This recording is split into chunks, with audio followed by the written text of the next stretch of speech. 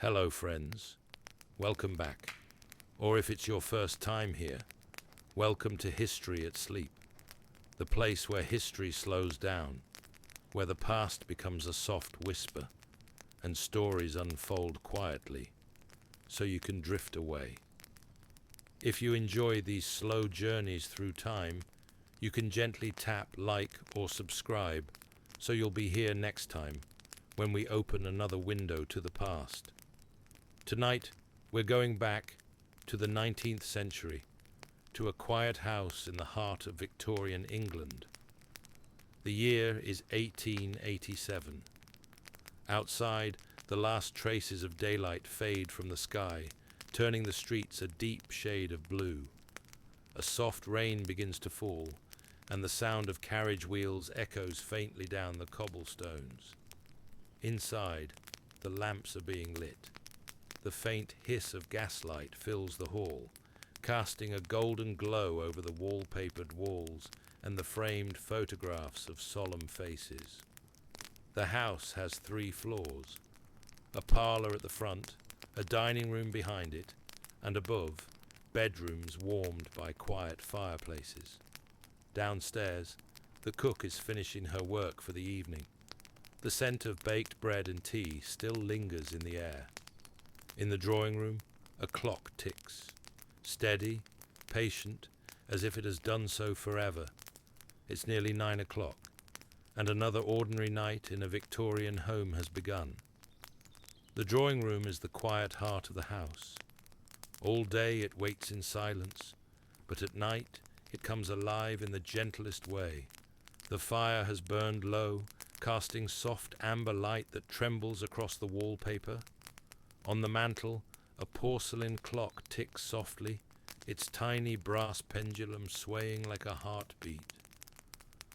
The lady of the house sits by the window, a book open in her lap. She isn't reading anymore. Her eyes rest on the reflection of the fire in the glass. Outside, the gas lamps flicker on the street, and the sound of rain patters steadily against the window panes.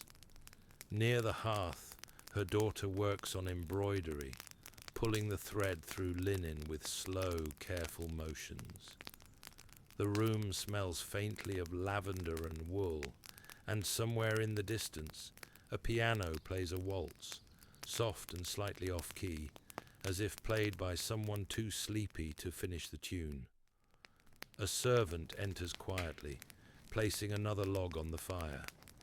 The crackle breaks the silence for a moment, then fades into a rhythm that feels almost alive. No one rushes here. Every movement is deliberate, unhurried, the way life once was, when evenings stretched endlessly, and the only clock that mattered was the one ticking gently in the corner. Upstairs, faint footsteps can be heard, someone preparing the bedrooms for the night. Sheets being straightened, candles being lit, the distant creak of floorboards under slow, familiar steps. Down here, the fire sighs softly, and time seems to settle. In another few minutes, the tea will be served, and the room will glow just a little longer before darkness takes it back. Beneath the quiet rooms of the family, the house has another world, a world of slow footsteps, faint whispers, and the soft rattle of pots being stacked away. The kitchen, though humble, feels warm and alive. A small coal stove glows in the corner, its embers breathing a steady orange light that flickers on the stone floor. The cook stands near the table, wiping her hands on a towel, her face calm but tired. She has been awake since dawn, preparing breakfast, baking bread, overseeing dinner, and now bringing the day gently to its close. The scullery maid, the youngest of them all, rinses the last of the teacups in a basin of warm water. Steam curls upward, blurring her reflection in the window. Outside, rain still falls softly, dripping from the eaves above the back door. The sound of the city is distant here, just the faint hum of carriages on wet streets, and somewhere far away, the deep toll of a church bell marking 10 o'clock. On a small side table, there's a pot of leftover stew kept warm by the fire. The servants sit together quietly, 3 of them side by side, sharing a few spoonfuls before bed. They don't speak much. They don't need to. The comfort of a shared silence is enough. One of them hums a tune, an old folk melody, barely louder than the rain. The others listen, half asleep already, their hands resting on the worn wooden table. Above them, the floorboards creak. The family is moving upstairs now, doors opening and closing softly, candles being carried from room to room. The day is ending for everyone. In the kitchen, the cook snuffs the last lamp, and for a moment, the whole room glows only from the fire, steady, warm, and timeless. The night deepens. Now we'll go upstairs, to the bedrooms, where the last lights are fading, and the house begins to fall completely still. Upstairs, the air feels softer now, quiet and heavy with the scent of coal and candle smoke. Thick curtains shut out the night, and the last glow of the fire paints the walls in faint orange light. Footsteps move slowly along the hallway, measured and light, careful not to wake anyone. A maid carries a candle through the corridor, her shadow gliding across the wallpaper. She stops at a door, knocks once, and slips inside. The master bedroom glows in a gentle amber hue. The gentleman sits by the writing desk, finishing his letters for the evening. His pen scratches softly across the paper, the sound mixing with the quiet hiss of the dying fire. He pauses now and then, listening to the rain tapping at the window. Across the room, his wife rests against the pillow, reading one final page by candlelight. Her eyes grow heavy, the flame flickers, and she closes the book with a soft sigh. "Good night," she whispers, barely above a breath. The maid straightens the blanket one last time, places the candle by the bedside, and steps out silently. Down the hall, the children's room is already dark, filled with slow, even breaths. A wooden toy lies forgotten near the rug, its painted eyes watching the moonlight drift through the curtains. Above them, under the slanted roof, the servants settle into their narrow beds. The rooms are plain, bare floors, small windows, quiet dreams. Through the glass, the city glows faintly with gaslight, a dull orange haze over chimneys and rooftops. One by one, the last flames fade. The ticking of the clock slows into the rhythm of sleep, and by midnight, the entire house has sunk into stillness, breathing, dreaming, at peace. It is past midnight now, and the house lies in a deep, comfortable silence. The lamps have burned out, leaving only the glow of embers that breathe faintly in the hearths. The shadows have grown long and soft, curling around furniture like a quiet fog. In the hallway, the clock continues its patient ticking, steady, certain, unbothered by time. Each tick echoes faintly through the walls, marking the slow heartbeat of the night. Every sound is sharper now, the gentle crackle of coal, the whisper of rain against glass, the creak of settling wood. Outside, the streets are nearly empty. A single carriage rolls by, its wheels hissing on wet cobblestones, then fading into distance. Beyond that, only silence. The deep, blue silence that comes before dawn. The gentleman's study is empty. Books line the shelves in neat rows, and the air still carries the faint scent of tobacco and ink. A candle stub sits on the desk, melted to its base, a thin line of smoke curling lazily into the air. In the nursery, the children sleep without stirring. One has kicked off a blanket, and the maid, half awake, rises to cover them again before returning to her small bed upstairs. The faintest smile touches her face as she drifts back into dreams. The world outside the window is silver and wet. The rain has slowed to a drizzle, and every rooftop gleams faintly under the moon. A cat darts along the garden wall, shaking droplets from its fur before disappearing into the dark. Inside, the fire gives a final sigh. Ash shifts softly in the grate, and the warm scent of smoke lingers in the air.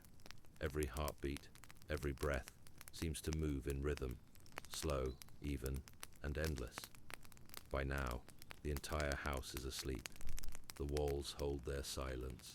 The clocks keep their slow conversation with time. And beyond the windows, the sky begins to pale, hinting that soon a new day will come again. The night is almost over now. The air inside the house feels colder, thinner, as if it too is waiting for the first light. The fires have burned to quiet heaps of ash, faintly glowing like old memories that refuse to fade. In the servants' quarters, a small clock chimes softly, its ring gentle but certain. The youngest maid opens her eyes, still half lost in dreams.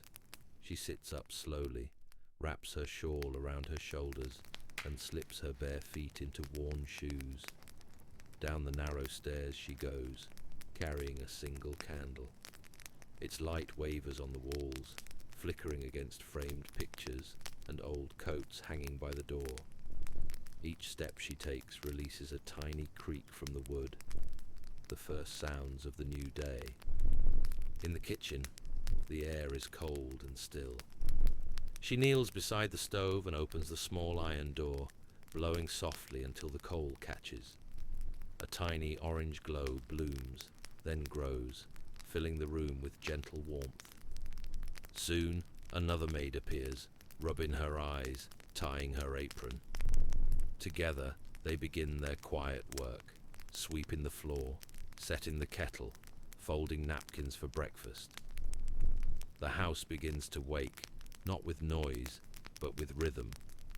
The slow, familiar rhythm of hands that have done this every morning for years.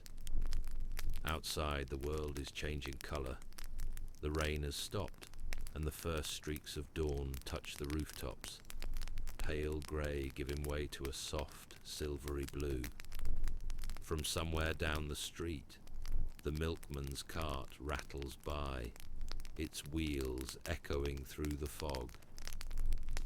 The cook arrives next, steady and calm, as if the house itself listens for her footsteps. She lights another lamp, rolls up her sleeves, and begins to knead the dough prepared the night before.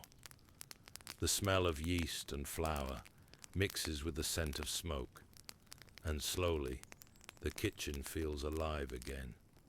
A soft hum begins, the scullery maid singing under her breath as she polishes a row of teacups. Her voice is low, almost part of the air, blending with the crackle of the fire and the ticking of the clock. The world outside is still asleep, but here, beneath the house, a new day has quietly begun. The first light of morning creeps across the edges of the curtains, faint and silver, touching the corners of the rooms like a whisper. Upstairs, the gentleman stirs. His eyes open slowly to the soft grey glow that fills the bedroom. For a few moments, he lies still, listening, to the rain that has finally stopped, to the quiet hum of movement downstairs, to the soft ticking of the clock on the mantel. The maid enters quietly, carrying a small tray with tea and a folded newspaper. The floor creaks under her steps. She draws the curtains aside, letting the pale daylight spill into the room. Outside, the street is wet and shining, the sky washed clean after the long night. The lady of the house sits up, pulling her shawl around her shoulders. She reaches for the teacup, the porcelain clinking softly on the saucer. "Thank you, Mary," she says, her voice still wrapped in sleep. The maid nods, smiles faintly, and withdraws. In the children's room, the morning light finds two small faces pressed into pillows. One stirs, blinking, stretching an arm toward the toy horse on the floor. The other hides under the blanket, refusing the day for just a few minutes more. A mother's footsteps sound softly in the hallway. The door opens, and the warm smell of breakfast drifts in. Downstairs, the house hums with quiet purpose. The fire in the dining room is alive again, flames dancing in the grate. The table is set neatly, polished silver, folded napkins, a vase with 2 white flowers. The cook's voice can be heard faintly from the kitchen, giving calm instructions as the scent of toast, eggs, and tea fills the air. The gentleman descends the stairs, one hand on the rail, glancing briefly toward the framed photographs on the wall. Family faces, familiar and still. In the parlor, the maid dusts the shelves, the faint scent of beeswax following her. The piano lid is closed now, but one finger leaves a mark in the thin layer of dust before she wipes it clean again. The children run down moments later, their footsteps quick and uneven, laughter echoing faintly through the hall. The lady follows, her hair pinned neatly, her expression calm but kind. They gather around the table, and for a little while, the house is full of soft conversation and the clink of teacups.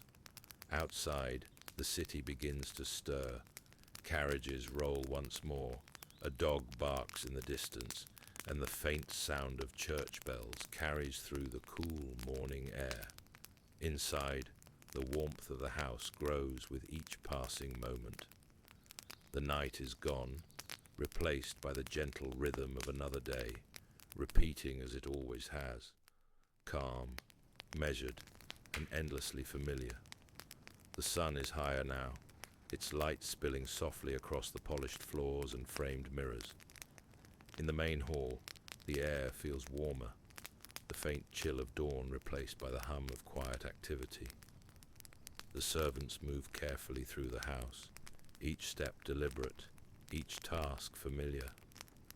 In the laundry room, steam rises in gentle clouds. The maid wrings out sheets, her hands red from the cold water.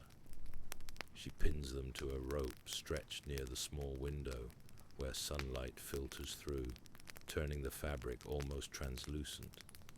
The rhythmic sound of dripping water echoes softly against the stone floor. Upstairs, the lady sits by the writing desk, dipping her pen into ink. She writes slowly, her cursive letters looping gracefully across the page. A letter to her sister in London. A clock ticks nearby, keeping quiet company as she pauses to sip her tea. Now and then, she glances toward the window, where the trees sway gently in the wind. In the nursery, a governess reads aloud to the children. Her voice rises and falls softly, carrying stories of kings, explorers, and faraway places. The children sit cross-legged on the rug, their eyes wide, the morning light bright in their hair. The room smells faintly of chalk, books, and lavender soap. Downstairs, the butler checks the pantry, noting each jar and bottle with careful precision. His steps are firm, but never loud, the mark of years spent mastering silence. In the dining room, the silver is polished once again, though it hardly needs it. Every reflection gleams, capturing the faint movements of the morning. Outside, the gardener trims the hedges, his breath visible in the cool air. The faint scrape of shears and the rustle of leaves drift through the open windows. A cat curls lazily on the stone steps, blinking slowly in the sun. Beyond the gate, a milk cart rattles past. Another small sound in a world that never truly stops, just softens. Inside the house, time feels different. It doesn't rush. It moves in loops. Tea, letters, sweeping, reading, each hour blending into the next. This is the rhythm of Victorian life. Calm, careful, endlessly repeating. The afternoon settles slowly over the house, like a soft blanket. The sun hangs low, warm but fading, spilling light through lace curtains and across the faded carpets. Dust motes dance lazily in the beams of gold, moving with every quiet breath of air. In the drawing room, the lady sits by the window, embroidery hoop in her lap. The steady sound of her needle slipping through fabric fills the silence, a rhythm gentle and patient. Now and then she pauses, to sip tea, to glance at the street outside, to listen to the faint creak of the old clock nearby. The children have been sent to rest. Their books lie open on the floor, a small doll propped against a chair, a wooden toy horse tipped onto its side.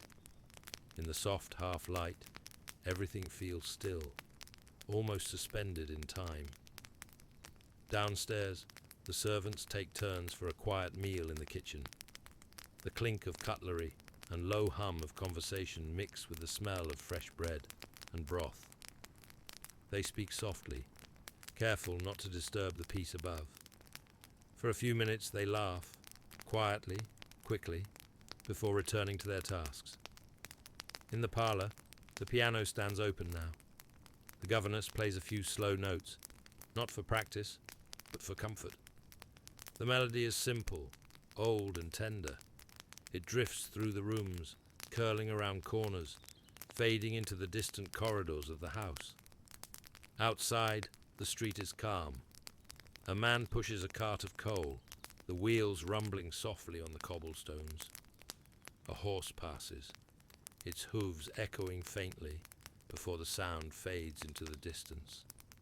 Even the air feels slower, as if the entire city has taken a long, steady breath. In the study, the gentleman reads. The paper rustles softly as he turns a page, his glasses catching the light. A pipe sits cooling beside him, the faint scent of tobacco lingering in the air. Every so often he looks toward the window, lost in thought, not about the news, but about the quiet that surrounds him. The fire burns low, its glow painting the walls in shades of amber. Somewhere, a clock begins to chime, 4 gentle notes marking the hour. No one hurries, no one rushes. The house simply lives, quietly, beautifully, in its slow and golden afternoon. The light begins to change. What was once gold turns amber, and then fades into soft grey. Shadows stretch long across the floors, climbing slowly up the walls. It's the hour when the house seems to exhale, the quiet between day and night. In the kitchen, the cook stirs a pot on the stove, the air thick with the scent of roasting meat and herbs. Copper pans glimmer in the firelight, and the steady sound of boiling water fills the room. A maid polishes the last of the glassware, her reflection bending softly in the curved surface. The warmth in this room feels different now, heavier, closer, like a secret being kept. Upstairs, lamps are being lit. Each one glows with a small, flickering flame, casting a soft, honey-coloured light across the rooms. The lady moves from one table to another, watching as each flame catches, brightens, and steadies. There's something tender in this moment, the slow, deliberate lighting of the house against the coming dark. The children wake from their rest, their hair tousled, cheeks warm from sleep. Their laughter fills the hallway again, a sound that feels brighter than any lamp. The governess smooths their clothes and leads them to the sitting room, where a small fire waits.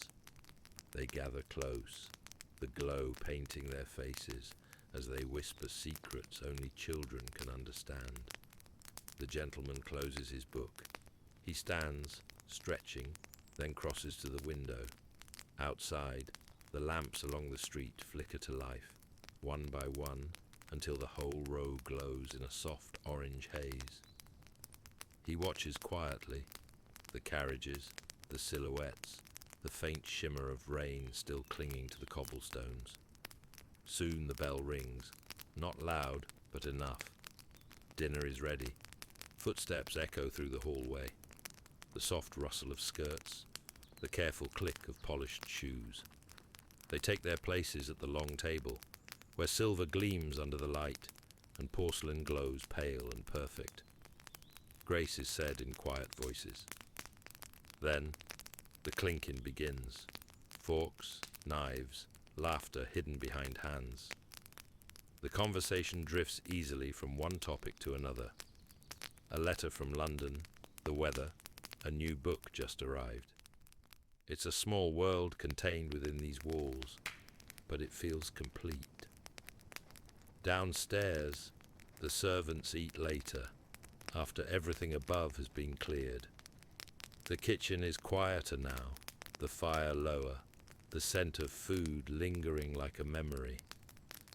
They sit together, tired but content, their laughter softer, their stories simpler. Outside, the wind sighs against the window panes, and the night deepens gently around them. The evening fades quietly into night. The sounds of the street grow distant.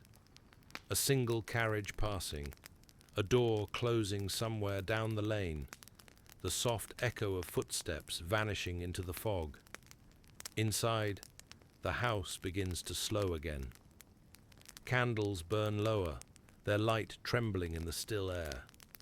The family moves to the parlour for one last hour before bed. The fire crackles gently, its glow painting the walls with slow, moving light. The lady sits near the hearth, reading softly from a book of poetry. Her voice is low, almost a whisper, the kind of sound that feels more like warmth than words. The gentleman listens, a faint smile on his face, the day's weight already fading from his eyes. One of the children leans against his shoulder, half asleep, the rhythm of the words lulling them closer to dreams.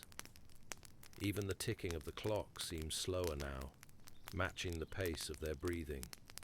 The servants pass quietly through the hallways, closing shutters, snuffing out lamps one by one. A soft glow remains only in the drawing room and along the staircase, little islands of light in the deepening dark. From the kitchen, the faint sound of water being poured, dishes stacked, and coals being covered for the night. Soon, those sounds too fade into stillness. In the nursery, the governess hums an old tune. The melody is simple, a song her own mother once sang. The children's eyes grow heavy, their breathing even. Outside the window, the world beyond the glass is nothing but mist and moonlight. Upstairs, the lady writes a final line in her diary. A quiet reflection, a passing thought. Nothing dramatic, just the record of another day gone gently by. She closes the book, sets it beside a small vase of flowers, and blows out the candle. The smoke curls upward, silver against the dim light, before fading into nothing. The gentleman checks the locks, turns the final key, and glances once more toward the hallway. The portraits, the furniture, the calm. Everything is in its place. Everything is as it should be. He turns down the lamp and climbs the stairs, the boards creaking softly beneath his steps. Now, only the fire remains, a faint orange heart beating in the quiet. The last flame flickers, fades, and dies. And in that moment, the house breathes out one final sigh, long, soft, and content. The night wraps around it once more. Outside, fog drifts through the street, wrapping the world in silence. Inside, dreams begin, slow, gentle, and endless, like the turning of time itself. The house is asleep now, every window dark, every flame gone. Only the faintest glow from the dying embers in the hearth remains, a soft pulse of warmth in the middle of the vast sleeping quiet. The walls creak gently as the night air cools them. Somewhere deep inside the wood, a tiny sound, the settling of beams, the whisper of time itself, passing unnoticed. Outside, the fog presses close, wrapping the house like a blanket. Even the city beyond is hushed. No wheels, no footsteps, just stillness. In the nursery, a child shifts in sleep, murmuring something lost between dream and waking. The governess, asleep in the next room, stirs too, as if she's heard it, but she doesn't wake. Her candle burned out hours ago. Only the moonlight remains, brushing softly over her face, her folded hands, the quiet shape of her breath. Downstairs, the silver glints faintly in the darkness. Forks, spoons, polished cups, all catching traces of moonlight. They wait in perfect silence, untouched, their surfaces cold.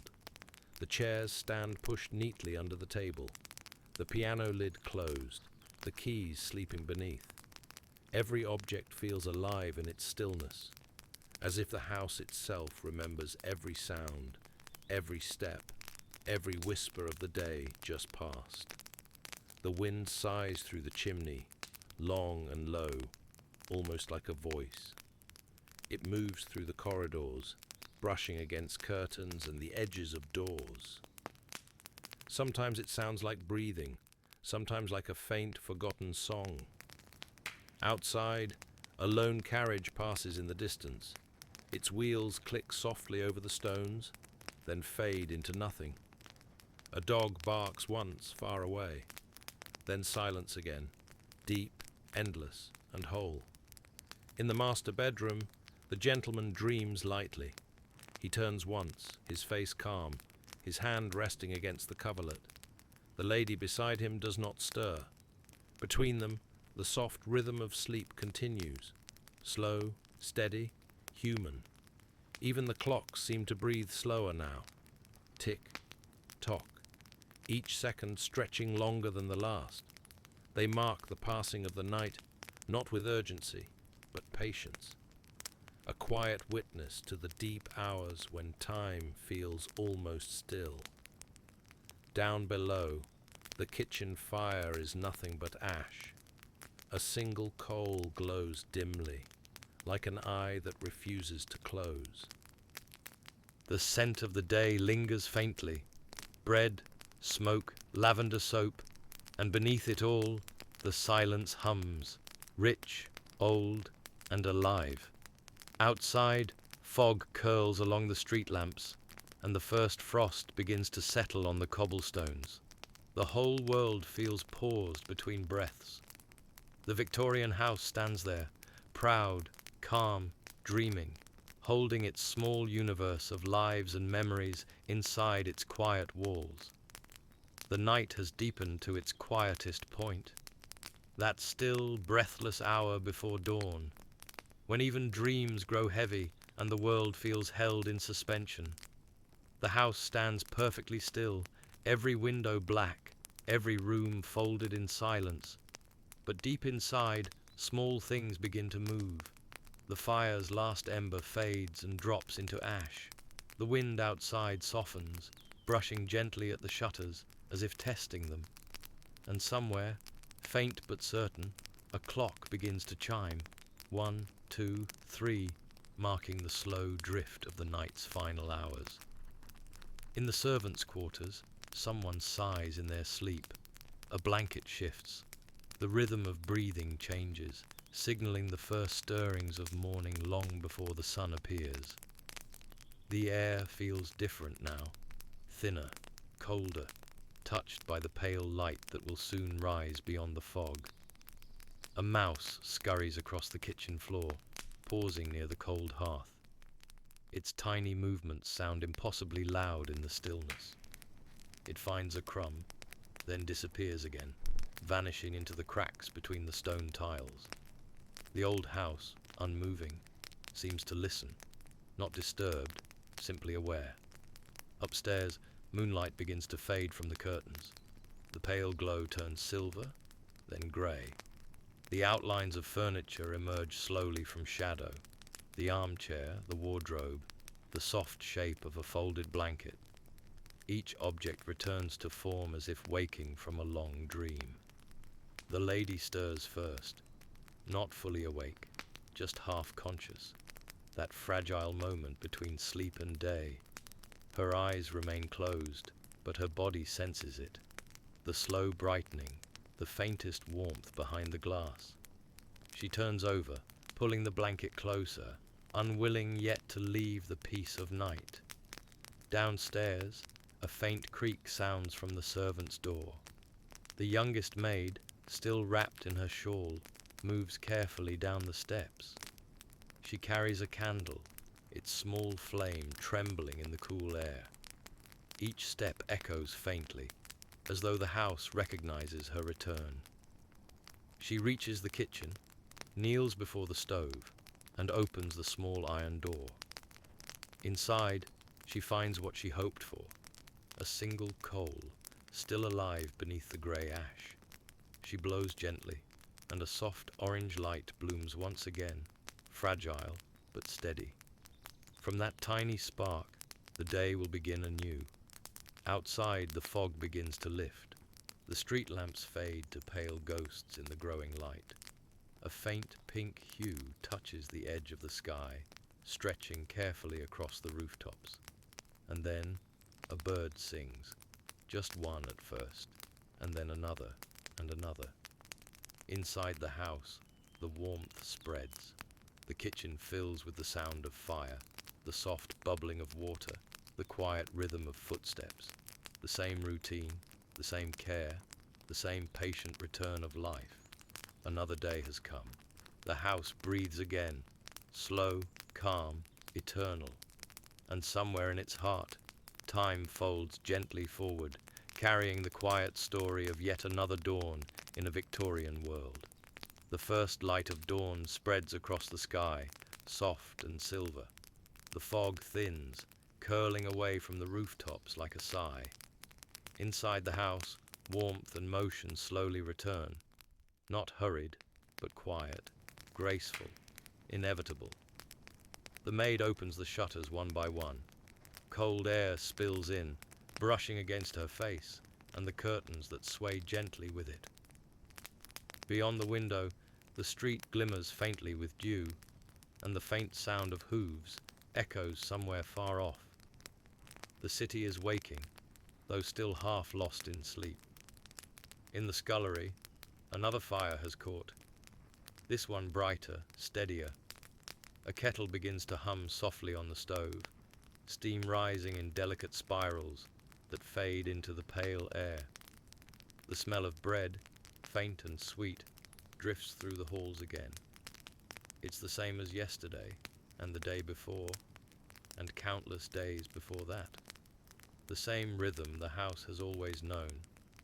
Upstairs, the gentleman opens his eyes to the thin glow of morning.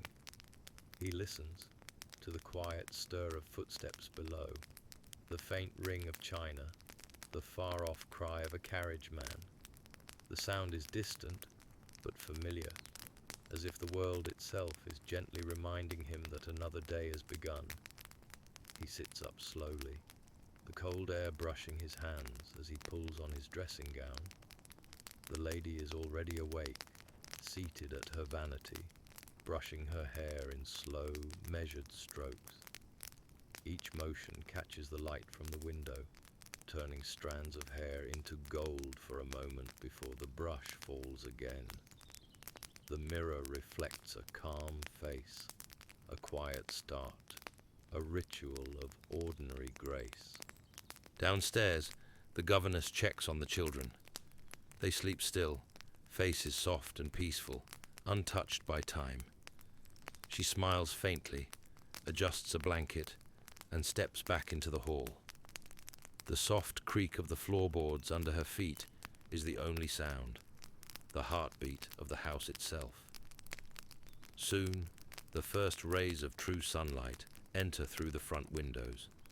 They spill across the carpets, climb the stair rail, and stretch through every open door. The golden light reveals the world once more. The portraits, the furniture, the gentle order of life restored. The gentleman descends the stairs. He pauses halfway down, glancing toward the window. Outside, the fog has lifted completely now, revealing a calm street, glistening from the night's rain. A new day, identical to the last, yet somehow new all the same. In the kitchen, breakfast is ready. Steam rises from teacups, and the smell of toast mingles with the scent of burning wood. The servants move quickly, efficiently, their tiredness hidden behind habit. Another fire crackles to life, another morning begins. The lady enters, her footsteps soft on the polished floor. She greets the cook kindly, lifts the teapot, and smiles at the quiet sound of the world returning to itself. It is the same morning she has lived 1,000 times, calm, ordinary, eternal. Outside, the first carriage rolls past, wheels clattering gently over stone. Somewhere, a bell rings, light, clear, distant, and as the sun climbs higher, the shadows vanish. The house stands proud once more, and the slow rhythm of Victorian life begins again. The sun has fully risen now. The fog is gone, replaced by clear morning light that pours through the tall windows, illuminating every corner of the house. The world outside hums with life, the faint sound of voices, wheels, footsteps, all weaving together into the quiet rhythm of another day. Inside, the Victorian house breathes with purpose again. The fire burns steadily in the drawing room, throwing ripples of light across the furniture polished to a soft gleam. A vase of fresh flowers sits on the table, white lilies and pale roses gathered from the garden just after sunrise. Their scent mixes with the warm air, faint but comforting. The lady of the house walks slowly through the hall, her dress whispering against the floor.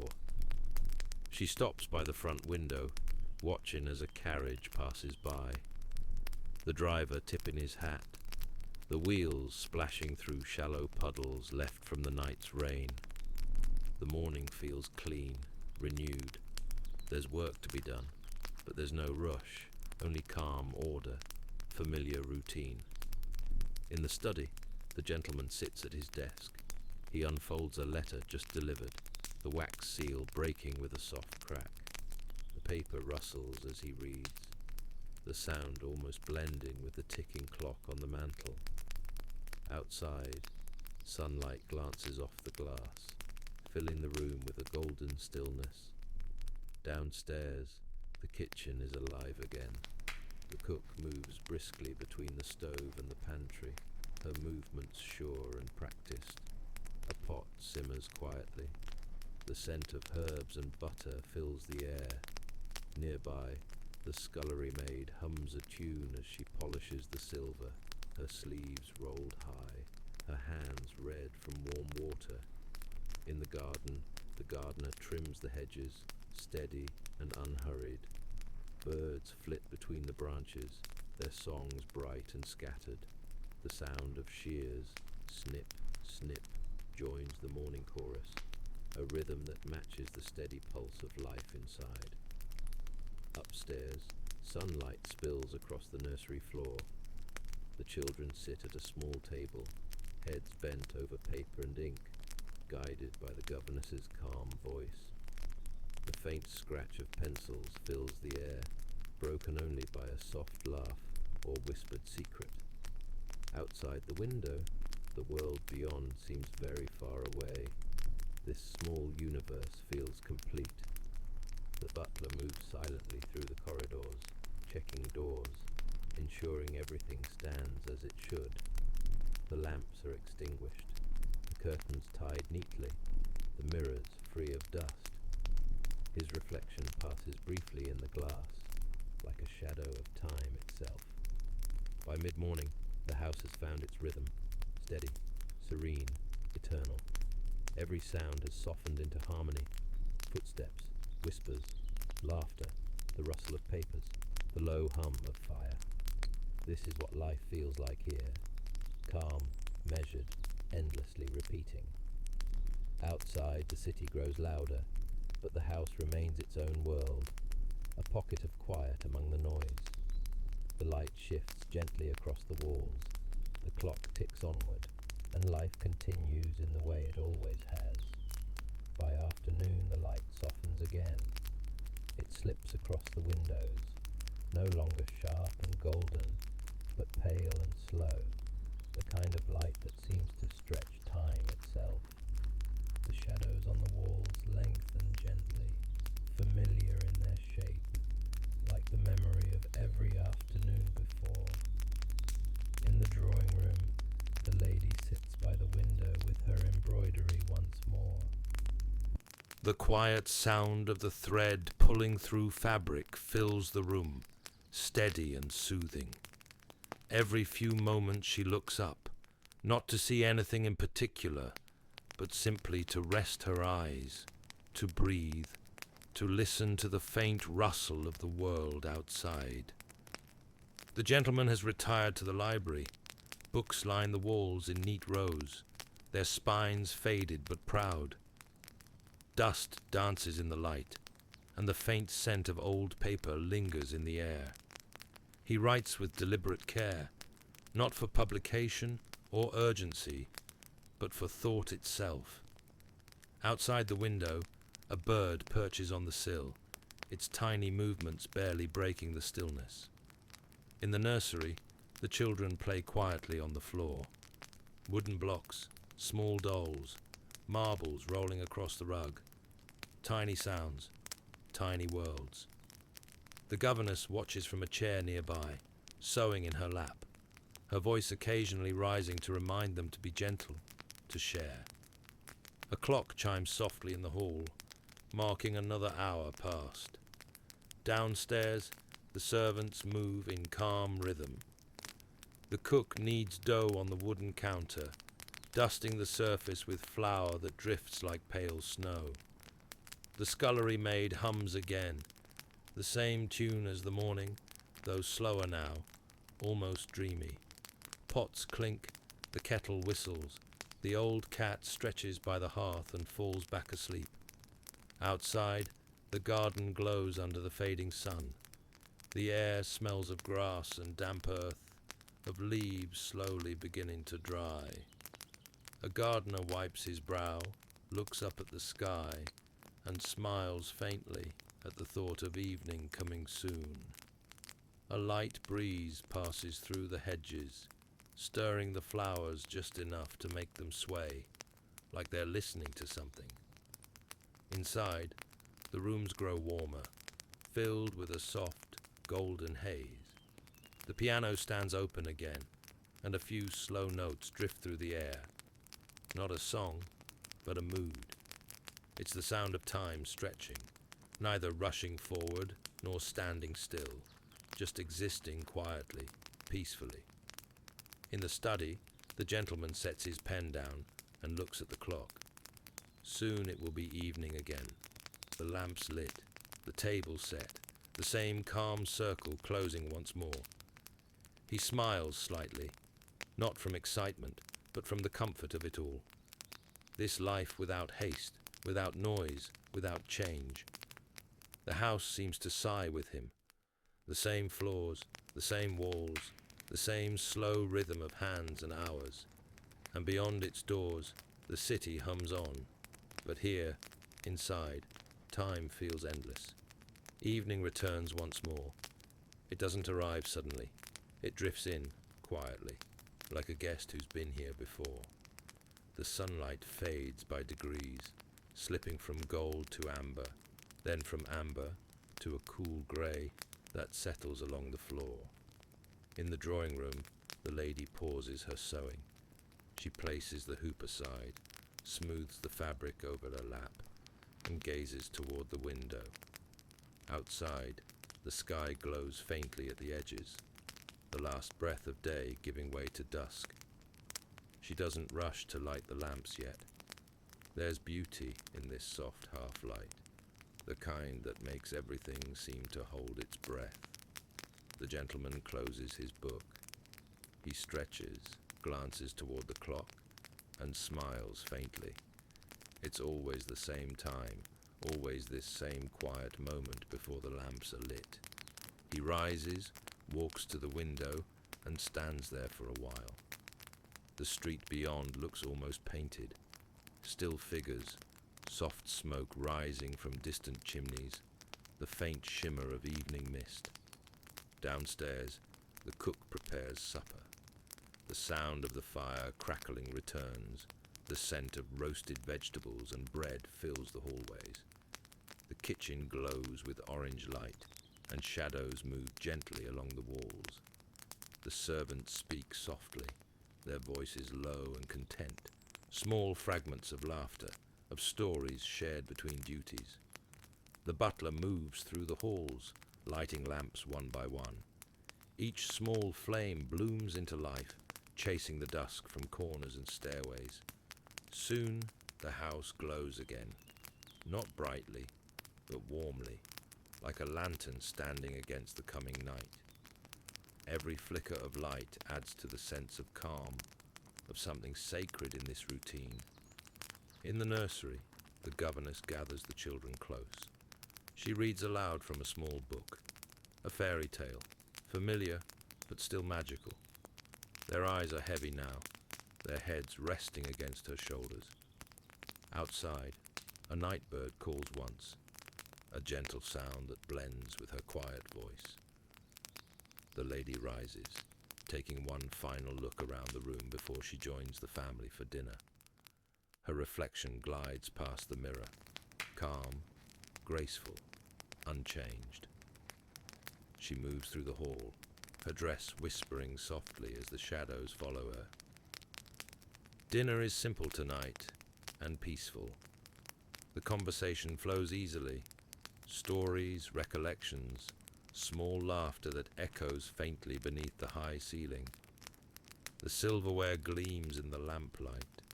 The glasses catch and scatter it, like fragments of fire dancing on water. It feels timeless. This moment, this meal, this soft repetition of life itself. Outside, the mist thickens again. The lamps on the street glow softly through it, halos of orange and gold suspended in the fog. Somewhere, a carriage rolls by, the sound muffled by the night. The city breathes slower now, as if in rhythm with the quiet inside these walls. And when the meal ends, the fire burns lower, the voices fade, and once again the house settles back into silence.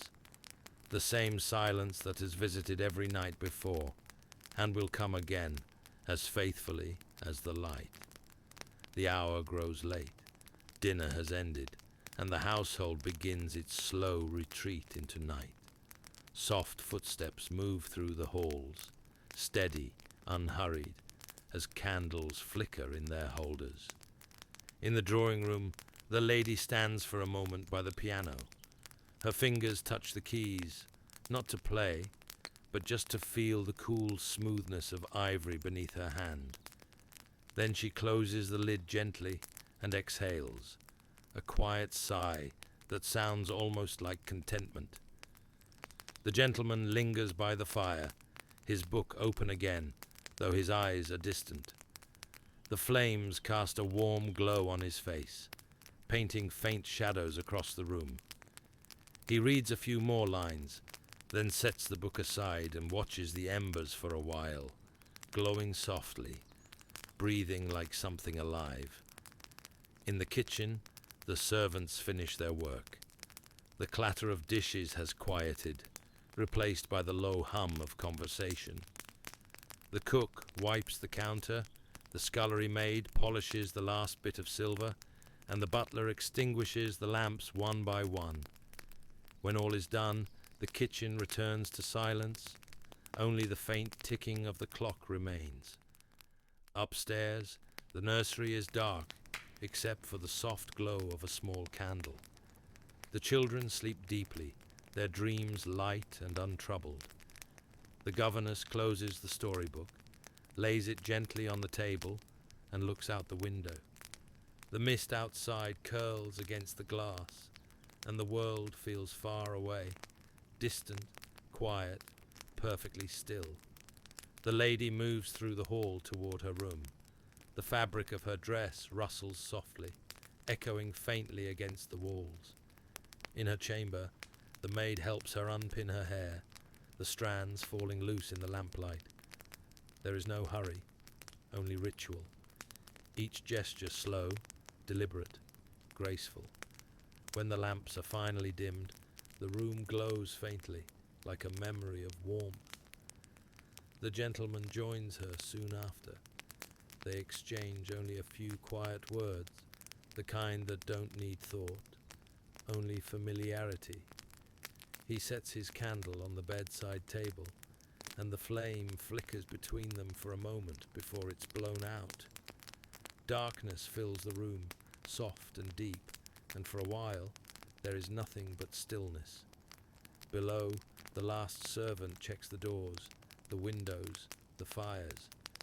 The house breathes in the dark, its wood creaking faintly, pipes whispering, curtains shifting in the breeze. Then even those small sounds fade. Outside, the fog has thickened, rolling through the empty streets like a slow river. The lamps burn low, their halos blurred, their light fading into silence.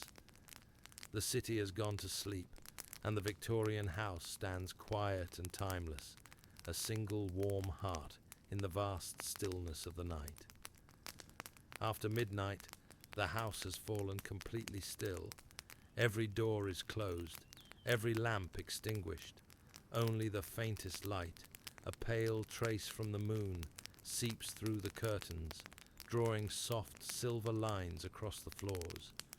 The air feels different now, cooler, heavier almost, the kind of quiet that seems alive, not empty, but full of tiny sounds that only exist when no one is awake to hear them. Somewhere deep within the walls, the old wood settles with a sigh. Pipes groan faintly as the last warmth fades from the hearths. A clock ticks in the hallway, steady as a heartbeat. Each second stretches long, patient, unbothered by time itself. The house has its own rhythm now. It moves differently at night, slower, softer, like it's breathing in its sleep. Curtains sway gently in a draught that no one feels. A door creaks open just enough to whisper, and the faint sound of the wind outside presses softly against the windows, as if the night itself is listening. In the nursery, the children shift in their dreams.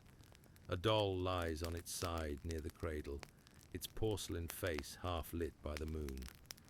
The governess, asleep in her narrow bed nearby, stirs once, a quiet sigh, and then falls still again.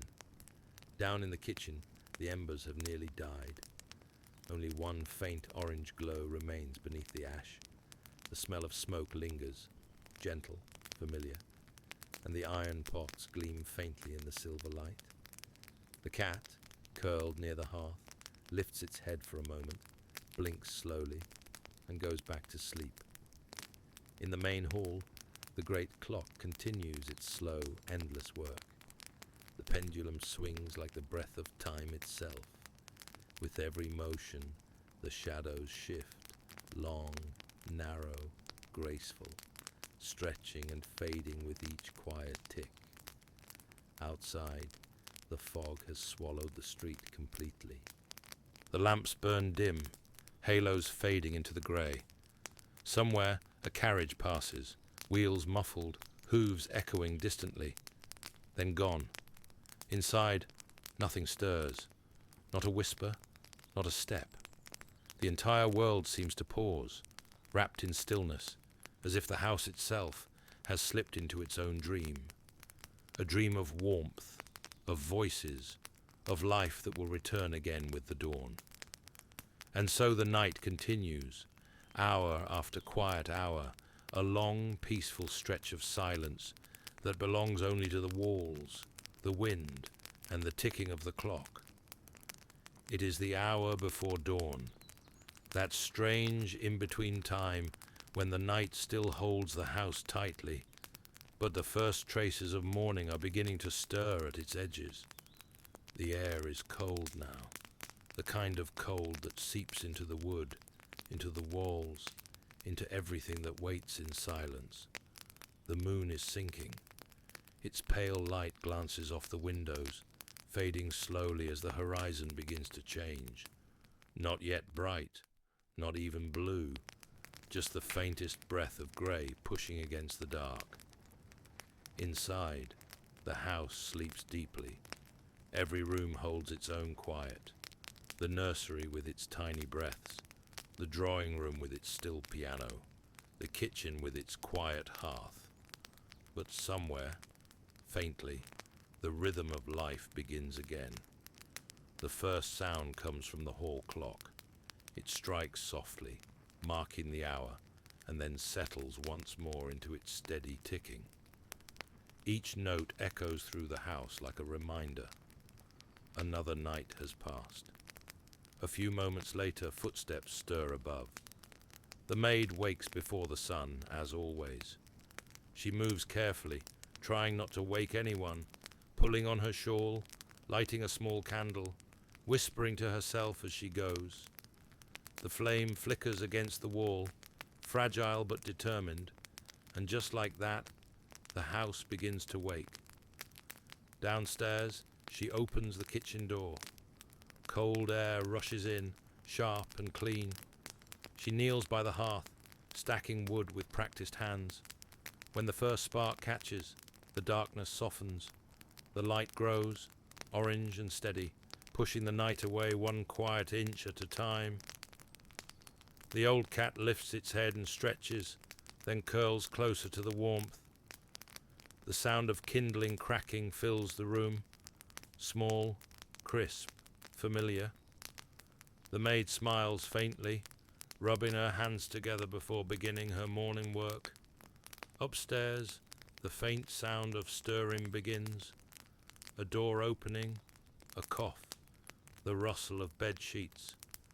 The governess wakes next, glancing toward the window, where the first thin thread of dawn shows through the curtains. She breathes deeply, still half in sleep, then rises to prepare the children's room. In the master chamber, the light finds its way through the lace curtains. It touches the edge of the lady's dressing table, the silver comb, the small mirror, all glowing softly, as though remembering yesterday's light. The gentleman turns slightly in his sleep, the faintest movement before he wakes. Outside, the fog has begun to lift. The city reappears slowly, rooftops first, then the chimneys, then the soft grey outlines of the street below.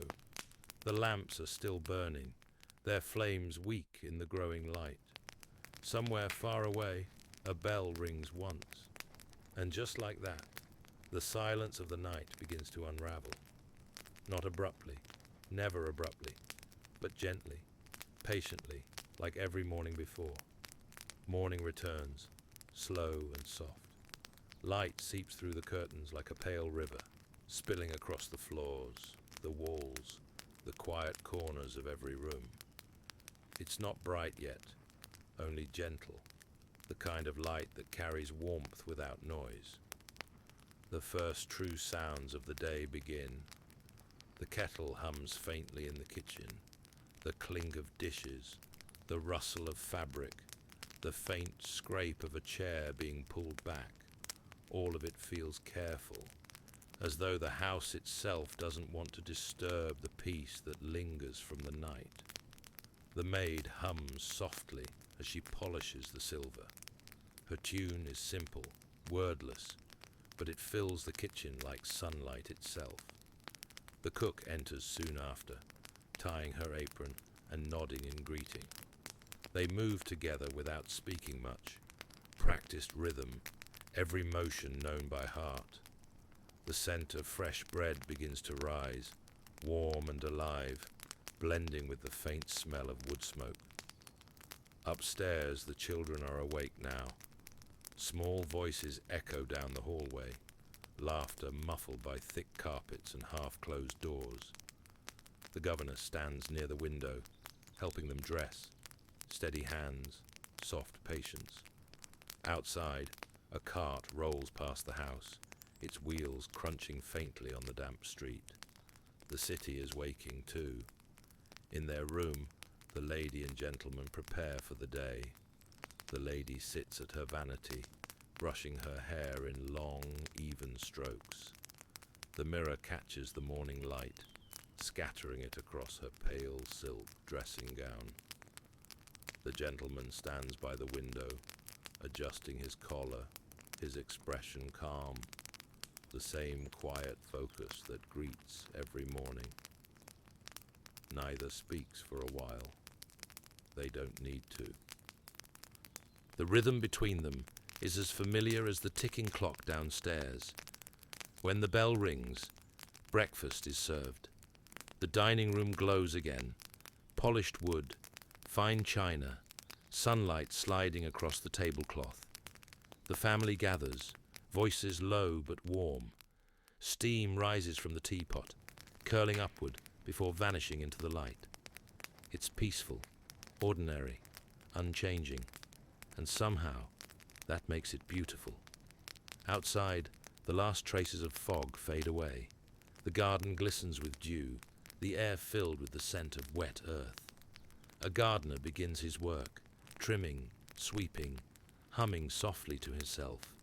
The street beyond hums faintly with life, footsteps, carriage wheels, distant bells. But inside, the Victorian house remains calm.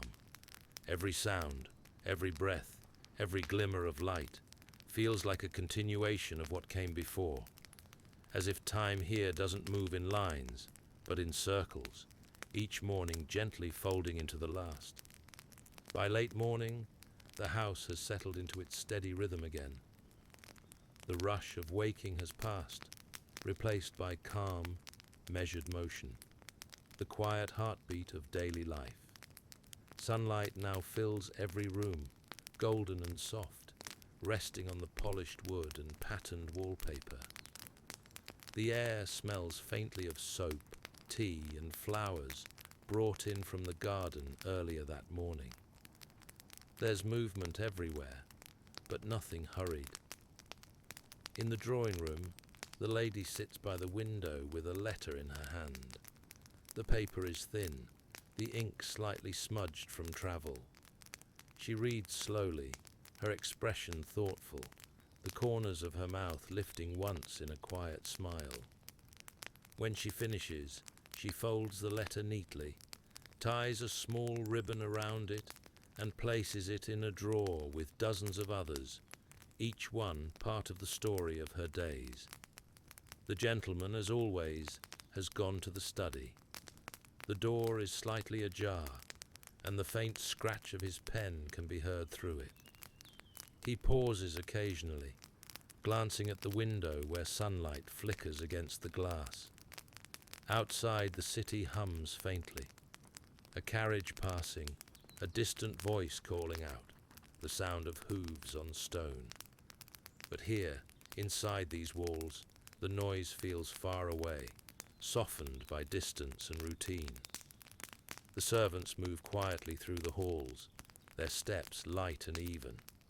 The maid dusts the portraits along the staircase, faces of ancestors long gone, their painted eyes calm and eternal. She pauses to adjust a frame slightly, then continues down, her duster swaying with the rhythm of her steps. In the kitchen, the cook is preparing lunch. Pots simmer gently, filling the room with warmth and the smell of herbs and broth. She hums under her breath, the same tune as yesterday and the day before. The scullery maid peels vegetables beside her. the scrape of the knife against the board soft and steady. Sunlight spills across the stone floor, catching on bits of flour and dust in the air. The governess and the children are in the garden now. Their laughter drifts faintly through the open window, small bright sounds carried by the breeze. The governess reads aloud from a storybook while they sit on the grass, the children listening with wide eyes. A butterfly lands nearby. One of the girls whispers, as if afraid to scare it away. The moment is small, fleeting, but perfect in its stillness. Back inside, the house feels alive in its own quiet way. Every sound blends with another. The pen scratching, the clock ticking, the kettle humming, the distant laughter outside. Together, they form a kind of music, the soft song of a life that repeats day after day without losing its peace. The lady closes her book and looks toward the clock. It's nearly noon. Another hour has passed unnoticed, another morning gently folded into memory. Noon settles over the house like a warm golden blanket. The light is at its fullest now, bright but gentle, pouring through lace curtains and pooling on the polished floors. It softens every edge, every color, until the whole house seems to glow quietly from within. The sound of the clock in the hallway feels slower somehow. Even the air moves differently, thicker, heavier, wrapped in stillness. Outside, the faint hum of the city drifts in through the open windows, a carriage rolling by, the distant call of a street vendor, the rhythmic strike of a hammer somewhere far away. But here, in this house, time seems to stretch, smooth and endless. In the dining room, lunch is served. The table gleams in the sunlight, the silver catching small bursts of brightness with every movement. The family speaks softly, never rushed, never loud.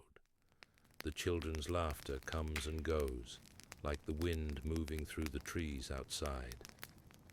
Between the clinking of cutlery and the soft rustle of napkins, there are long, comfortable pauses, the kind of silences that belong to people who know them well. When the meal ends, the servants clear the dishes quietly. The cook wipes the counter, the maid carries a tray to the scullery, and the butler closes the dining room doors with practiced care.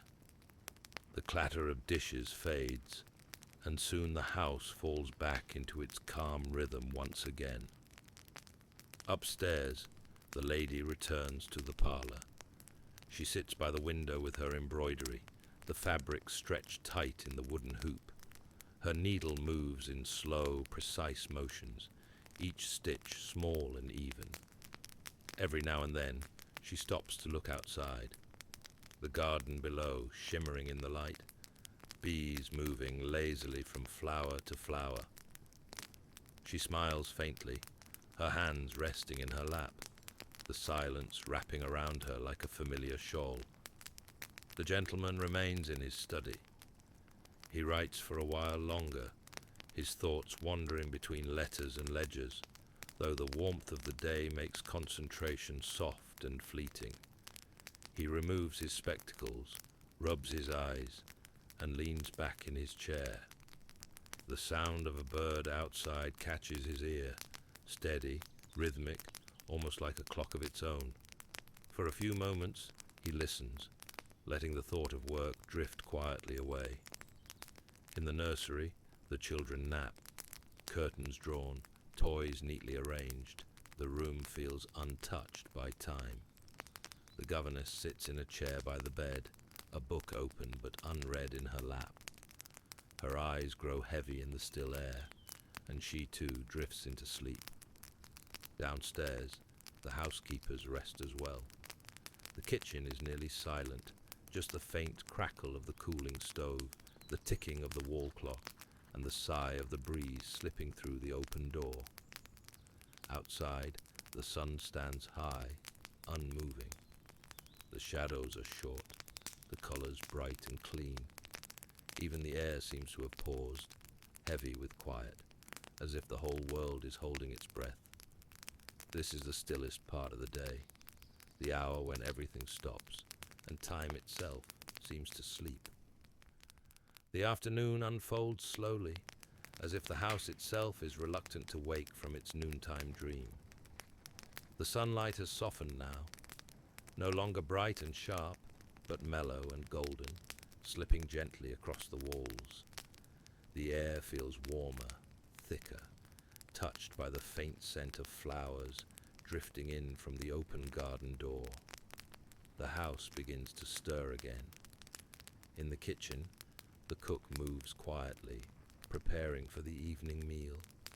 The sound of a knife tapping on the board mixes with the gentle hum of the maid polishing glassware. They don't speak much. Words aren't needed. Every movement is familiar, every task a part of the day's unspoken rhythm. In the nursery, the children have woken. Their small footsteps echo down the hallway, light and quick. The governess follows, smiling softly as they run toward the drawing room. Their laughter fills the house again, bright and fleeting, bouncing gently off the old wooden walls. The lady looks up from her embroidery as they enter, her eyes lighting with quiet warmth. The gentleman joins them soon after, his work finished for the day. He stands in the doorway for a moment, watching, the light catching his glasses, the corners of his mouth lifting slightly. Then he moves closer, sitting by the window with the newspaper, though his gaze often drifts beyond the page. The rhythm of family fills the room, the hum of voices, the shuffle of feet, the soft tick of the clock marking time without hurry. Outside, the garden glows in full afternoon color. Roses bend gently in the breeze, and the air shimmers faintly in the warmth. The gardener moves slowly through the hedges, his hands steady, his pace calm. From the open window, the faint sound of his shears clipping blends with bird song and the rustle of leaves. Even the world beyond the walls seems to move in unison with the quiet inside. The lady rises after a while and steps out into the garden. The light wraps around her like silk, soft, golden, alive. She walks along the path, her hand brushing the tops of the flowers as she passes. The sound of her dress against the grass is barely more than a whisper. She pauses near the fountain, listening to the steady trickle of water, and for a long moment says nothing at all. Inside, the gentleman closes his paper and watches her through the window. He doesn't call out. He simply watches, as though the sight of her moving through the garden is part of the quiet beauty of the afternoon itself. Time drifts gently forward. The sun lowers a little, the light deepens, and the edges of the shadows grow long again. The house begins to cool, the warmth of the day slowly giving way to the first breath of evening. The servants move softly once more, preparing lamps, setting the table, tending the fire. The same rhythm continues, unbroken, unhurried. The same quiet circle that carries the house through every hour, every day. Early evening arrives like a sigh. The sunlight turns heavy and golden, sliding down the walls and settling on the floor in long, soft streaks. Dust motes drift lazily through the air, glowing as they catch the last of the day's light. The warmth lingers, but gently now, like a hand resting on the shoulder before it lets go. The house feels different at this hour, neither awake nor asleep, caught in that tender space between motion and rest. The servants move quietly through the halls, their footsteps muted on the carpet. The butler checks the lamps, trimming each wick with care before lighting them one by one. Each flame flickers to life, casting its golden halo into the growing dimness. In the drawing room, the lady sits near the piano. The windows are open, and a soft breeze drifts in, stirring the lace curtains. She plays a few gentle notes, not a song, just a thought, and the sound floats through the room like fading light. Her hands move slowly, gracefully, as if each key must be treated like something fragile and alive. The melody lingers, then fades into silence. The gentleman enters quietly. He pauses by the doorway, listening to the last of the notes as they dissolve into the evening air. When she looks up, he smiles, the kind of small, familiar smile that doesn't need words. He crosses the room, sets down his newspaper, and opens the window a little wider. The scent of the garden drifts in, roses, earth, and the faint coolness of the coming night. Outside, the sky begins to change. The gold turns to amber, the amber to violet, the violet to deep blue. The first lamps along the street flicker to life, glowing faintly through the fog that gathers once again. A carriage rolls past, wheels echoing against the cobblestones before fading into distance.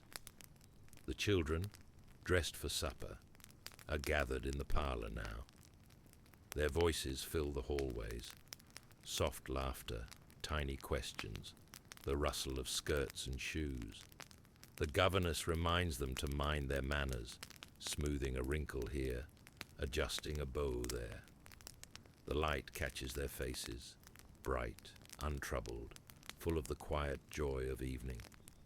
In the kitchen, the final preparations are being made.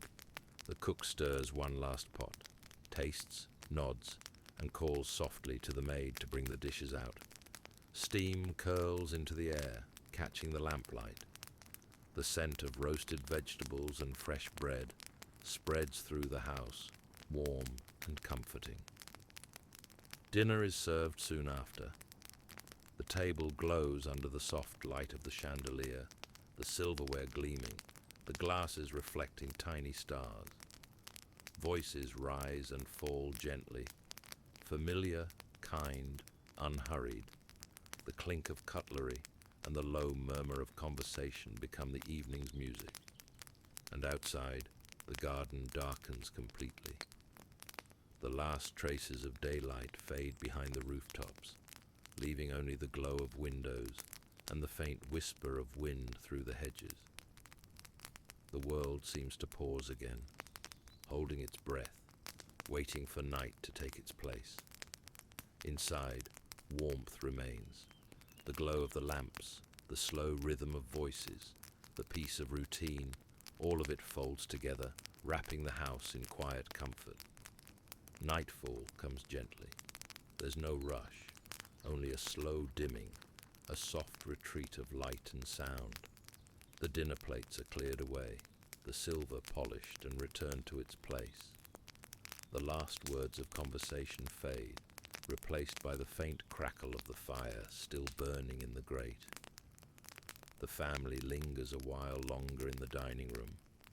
The gentleman sips his tea, quiet and thoughtful, while the lady listens to the children chatter softly beside her. Their voices are drowsy now, slower, like the evening itself. When the final cup is set down and the candles burn low, the butler steps forward to open the door. One by one, they rise, and the day begins to end. In the drawing room, a few lamps still glow. The lady pauses at the piano, touching the edge of the keys with her fingertips. She doesn't play this time. The sound of the night feels music enough. The faint rustle of curtains, the sigh of the wind through the open window, the slow ticking of the clock. Together, they form the quietest kind of song. The gentleman stands beside her. For a long moment, neither of them speaks. They simply stand there, surrounded by the familiar rhythm of their home, the sound of the house breathing, the warmth of the air, the peace that comes only after a long, full day. Upstairs, the governess tucks the children into bed. The nursery is dim now, the candle flickering on the bedside table. She smooths the blankets, whispers a last good night, and closes the storybook. Their small breaths deepen as they fall into sleep, and soon the only sound left is the faint creak of the rocking chair and the soft hum of the governess's lullaby. Downstairs, the servants begin their final rounds. The cook wipes down the table, the maid folds her cloths, and the scullery girl scrubs the last pot clean.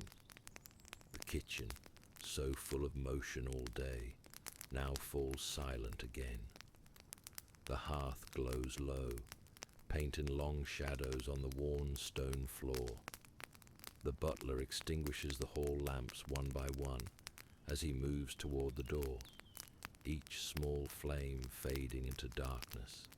Outside, the fog has thickened. The lamps along the street burn like distant stars, their light softened by the mist. A lone carriage passes, wheels whispering against the wet cobblestones. Somewhere, a dog barks once, then all is still again. The lady and gentleman ascend the stairs together. Their footsteps are slow, their voices barely above a whisper. At the landing, the gentleman pauses to look back. The glow of the last lamp below, the faint hum of the house still alive in the quiet. Then he turns, and they disappear down the hallway, their silhouettes moving gently past the doors that lead to sleep. When the final light is extinguished, the house exhales. Its walls settle, its floors creak once more, and silence returns like an old friend. The same silence that has filled these rooms for years and will return again tomorrow, as faithful as the dawn. The deep night settles over the house like a blanket. Every lamp has been dimmed, every curtain drawn. The only light left comes from the dying embers in the parlour fire, a soft red glow that pulses faintly against the dark. The air is still now. Even the faintest movement, a shifting beam, a sigh of wood, feels alive in the quiet. The house listens to itself. It has its own kind of heartbeat, the slow tick of the clock in the hallway, the soft groan of floorboards adjusting to the cold. In the nursery, the children sleep without stirring. One small hand has slipped from beneath the blanket. The candlelight flickers against the pale curve of a cheek. A doll rests nearby, one glass eye catching a tiny glint of light before fading again into shadow. The governess sits by the window, still awake. She gazes out over the garden, where fog moves like breath across the hedges. A single lamp glows faintly near the gate, and beyond that, nothing but darkness and silence. She closes the curtain softly, careful not to wake anyone, and leaves the room without a sound. Downstairs, the last fire sighs and collapses into ash. The warmth fades, replaced by the cold scent of iron and soot. Somewhere in the distance, a church bell rings once, a long, hollow note that drifts through the night and fades into the fog. The butler, now the only one awake, moves quietly through the corridors. He carries a small lantern, its light trembling against the high ceilings. He checks each window, each lock, each door, his footsteps echoing softly across the polished floor. It's a ritual he's performed every night for years, part duty, part comfort, a final conversation between man and house. When he reaches the main hall, he pauses. The portraits along the wall seem to watch him, faces of those who lived here long before, their eyes faintly catching the flicker of his lantern. He nods, just slightly, as if greeting them, then turns the key in the great oak door. The sound of the lock echoes once, and the house becomes sealed within its own stillness. The butler sets the lantern down, extinguishes the flame with a steady hand, and stands for a moment in complete darkness. The silence feels deep, endless, like the pause between heartbeats. Then, with quiet steps, he disappears down the servants' corridor, and the house is left entirely alone. Outside, the fog has swallowed everything. The trees, the path, the garden walls, all gone, as if the world itself has gone to sleep. Only the faint glimmer of frost on the roof and the whisper of wind remain, softly circling the house like a dream. And somewhere inside, beneath blankets and heavy quilts, the family dreams of sunlight, of laughter, of life that will return tomorrow. But for now, the night belongs to the house. It stands silent and still, a living memory in the quietest hour. Midnight arrives without a sound. No clock chimes, no footsteps echo, only the quiet pulse of the night moving gently through the rooms. The air has cooled. Each breath feels sharper, cleaner, as if the world outside has turned to glass. The moon, hidden behind drifting clouds, spills pale light through the upper windows. It slides softly across wallpaper and polished wood, catching on the silver frames and fading into corners where the dark gathers like water. In the master bedroom, the couple sleeps deeply. The fire is burned to embers, its glow barely touching the edge of the carpet. The lady stirs once, a soft sigh, a hand reaching out toward the warmth of the quilt, and then she settles again. Her dreams drift somewhere between memory and quiet longing. A garden in summer, a voice calling from far away, the faint sound of a piano echoing down a hallway filled with sun. The gentleman sleeps more lightly. Now and then he shifts, eyes flickering beneath closed lids, as though his mind still walks through the house. He dreams of work left unfinished, letters unwritten, the soft ticking of the study clock that continues even in his absence. But in the dream, all of it fades, the sound, the duty, the weight, until only stillness remains. In the servants' quarters, the stillness is deeper. The maids sleep side by side, their breathing slow, their faces peaceful in the dim glow of a single candle stump. A draught slips beneath the door, rustling the edges of their aprons hanging neatly on the wall. The butler's room, just down the corridor, is silent now. His boots lined up, his jacket folded with care, his rest as orderly as his waking hours. Outside, the fog has thickened again. It drifts through the trees, slides along the cobblestones, wraps itself around the iron gates of the garden. The world beyond the house is dreamlike, a faint shimmer of light in the mist, the outline of a tree, a roof barely visible through the haze. Even the stars seem dim tonight, as if keeping their distance, content to let the earth rest.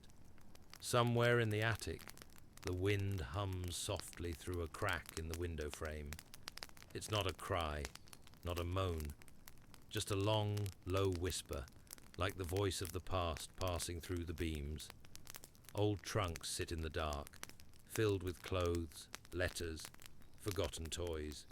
The fabric, the paper, the ribbons, all of it holding the scent of another time.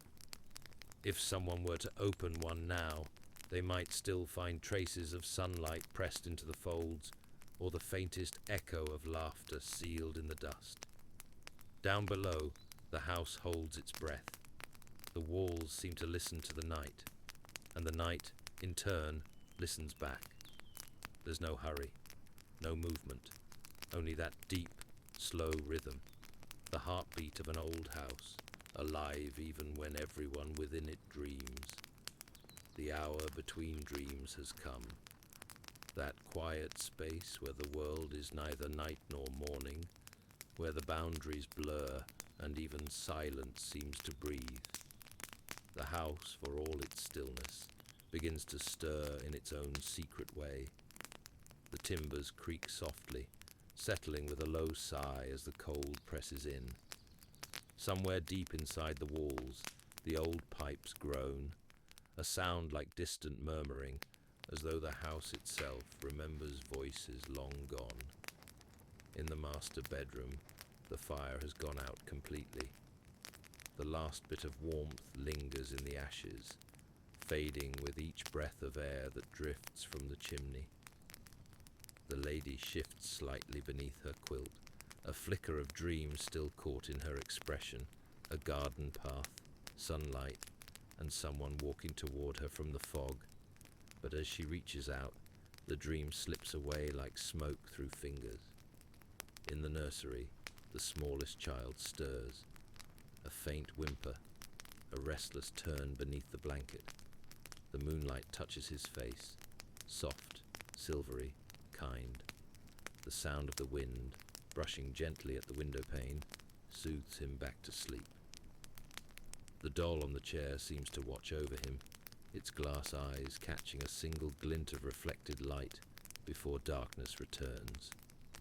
The governess, light sleeper as always, wakes. She listens for a moment, to the quiet, to the deep rhythm of sleep that fills the house. Then, slipping from her bed, she wraps a shawl around her shoulders and walks to the window. Outside, the fog has begun to drift apart. Pale ribbons of moonlight slide across the garden, illuminating the frost that has gathered on the hedges. It looks almost like glass, fragile, shimmering, eternal. From somewhere far off, a clock strikes 2. Each chime drifts softly through the mist, echoing faintly in the air before fading into nothing. She closes her eyes as it sounds, and for a moment it feels as though time itself is pausing between the notes. Downstairs, the darkness feels heavier. The parlour, once glowing with life, is now filled with long shadows and quiet ghosts of sound. The chairs stand neatly in their places, the silver clock on the mantel ticking steadily on. Every few minutes, a small crackle rises from the ashes in the hearth, the memory of fire still whispering faintly in its sleep. In the hallway, the moonlight filters through the high windows. It spills across the carpet, touching the edge of the staircase, gliding over portraits of family faces that seem to breathe in the half-light. For a heartbeat, one could imagine them alive again, watching, waiting, remembering.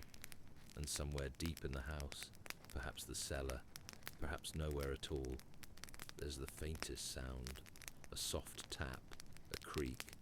Not alarming, not strange, just the slow movement of old wood and colder air. But in this hour, when dreams and waking mingle, even the ordinary can feel almost alive. The house holds these sounds close, as it has for decades. It knows every echo, every sigh, every footstep that has ever passed its floors. It is both keeper and witness, dreamer and dream. And so, as the night deepens, it simply listens to the sleeping breaths above, to the frost gathering outside, and to the slow, patient turning of time itself. The faintest light begins to touch the edge of night. It's not morning yet, not really, but somewhere far beyond the fog, the sun has started its long return. A pale, silvery glow lingers at the horizon, so delicate it almost feels imagined. Inside the house, nothing has changed, and yet everything has. The air is softer now, less heavy, as if the darkness itself is loosening its grip. Each shadow begins to thin, each corner slowly giving way to the quiet promise of light. In the master bedroom, the lady stirs first. Her breath catches, eyes flutter open for a moment before closing again. The faintest shimmer of light glances across her pillow, just enough to wake her gently from the warmth of her dreams. For a few seconds, she lies still, listening to the silence that always comes before the world begins again. The gentleman is awake too, though not yet moving. His gaze follows the faint glow sneaking past the heavy drapes. He hears the distant sound of something, a soft knock of wood, a rustle in the servants' corridor, perhaps the first stirrings of the day. He breathes deeply, that familiar moment between rest and responsibility settling over him once more. Down in the servants' quarters, the first candle has been lit. Its flame flickers against the stone wall, casting a small pool of gold in the cold grey of dawn. The maid rubs her hands together for warmth, then pulls on her apron, her movements quiet and practiced. In the kitchen, she stokes the fire, the sound of crackling wood breaking the long silence of the night. Soon, the faint smell of smoke begins to fill the air, followed by the gentle bubbling of a kettle warming on the grate. The butler appears moments later. His steps are slow but steady, each one echoing softly through the waking hall. He checks the clock, still early, and nods with satisfaction. The house, faithful as ever, is keeping time perfectly. He opens one of the shutters just slightly, and the first thread of morning light spills into the corridor. Outside, the fog begins to shift. It curls around the garden gate, slides down the gravel path, and rises gently, as if reluctant to leave. The hedges glisten with frost, every leaf holding a single bead of silver dew. Somewhere, far beyond the trees, a bird stirs, one faint note breaking the perfect quiet of the night's end. In the nursery, the governess is already awake. She moves quietly between the beds, adjusting blankets, smoothing hair, making sure the children stay warm until the fire upstairs is lit. The youngest turns in her sleep, murmuring softly before settling again. The governess smiles, a small, tired smile, the kind that comes from years of gentle routine. The light climbs higher now.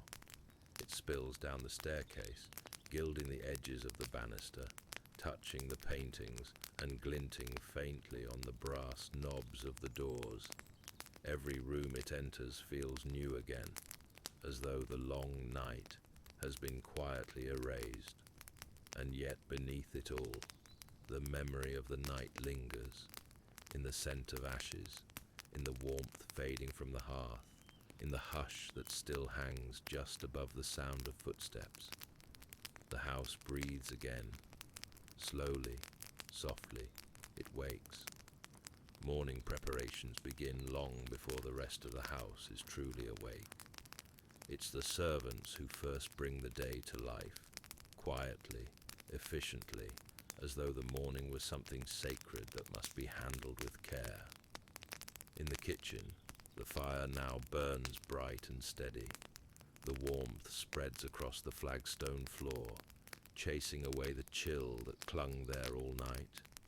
Copper pans gleam faintly in the flickering light. The maid sets the bread to warm, slices of yesterday's loaf placed neatly on the hearth to soften. Beside her, the cook hums under her breath, a low, tuneless sound that seems to belong to the rhythm of her work. Soon the scent of fresh tea leaves and baking fills the air, and the house begins, slowly, to stir. The butler moves through the main hall, methodical as ever.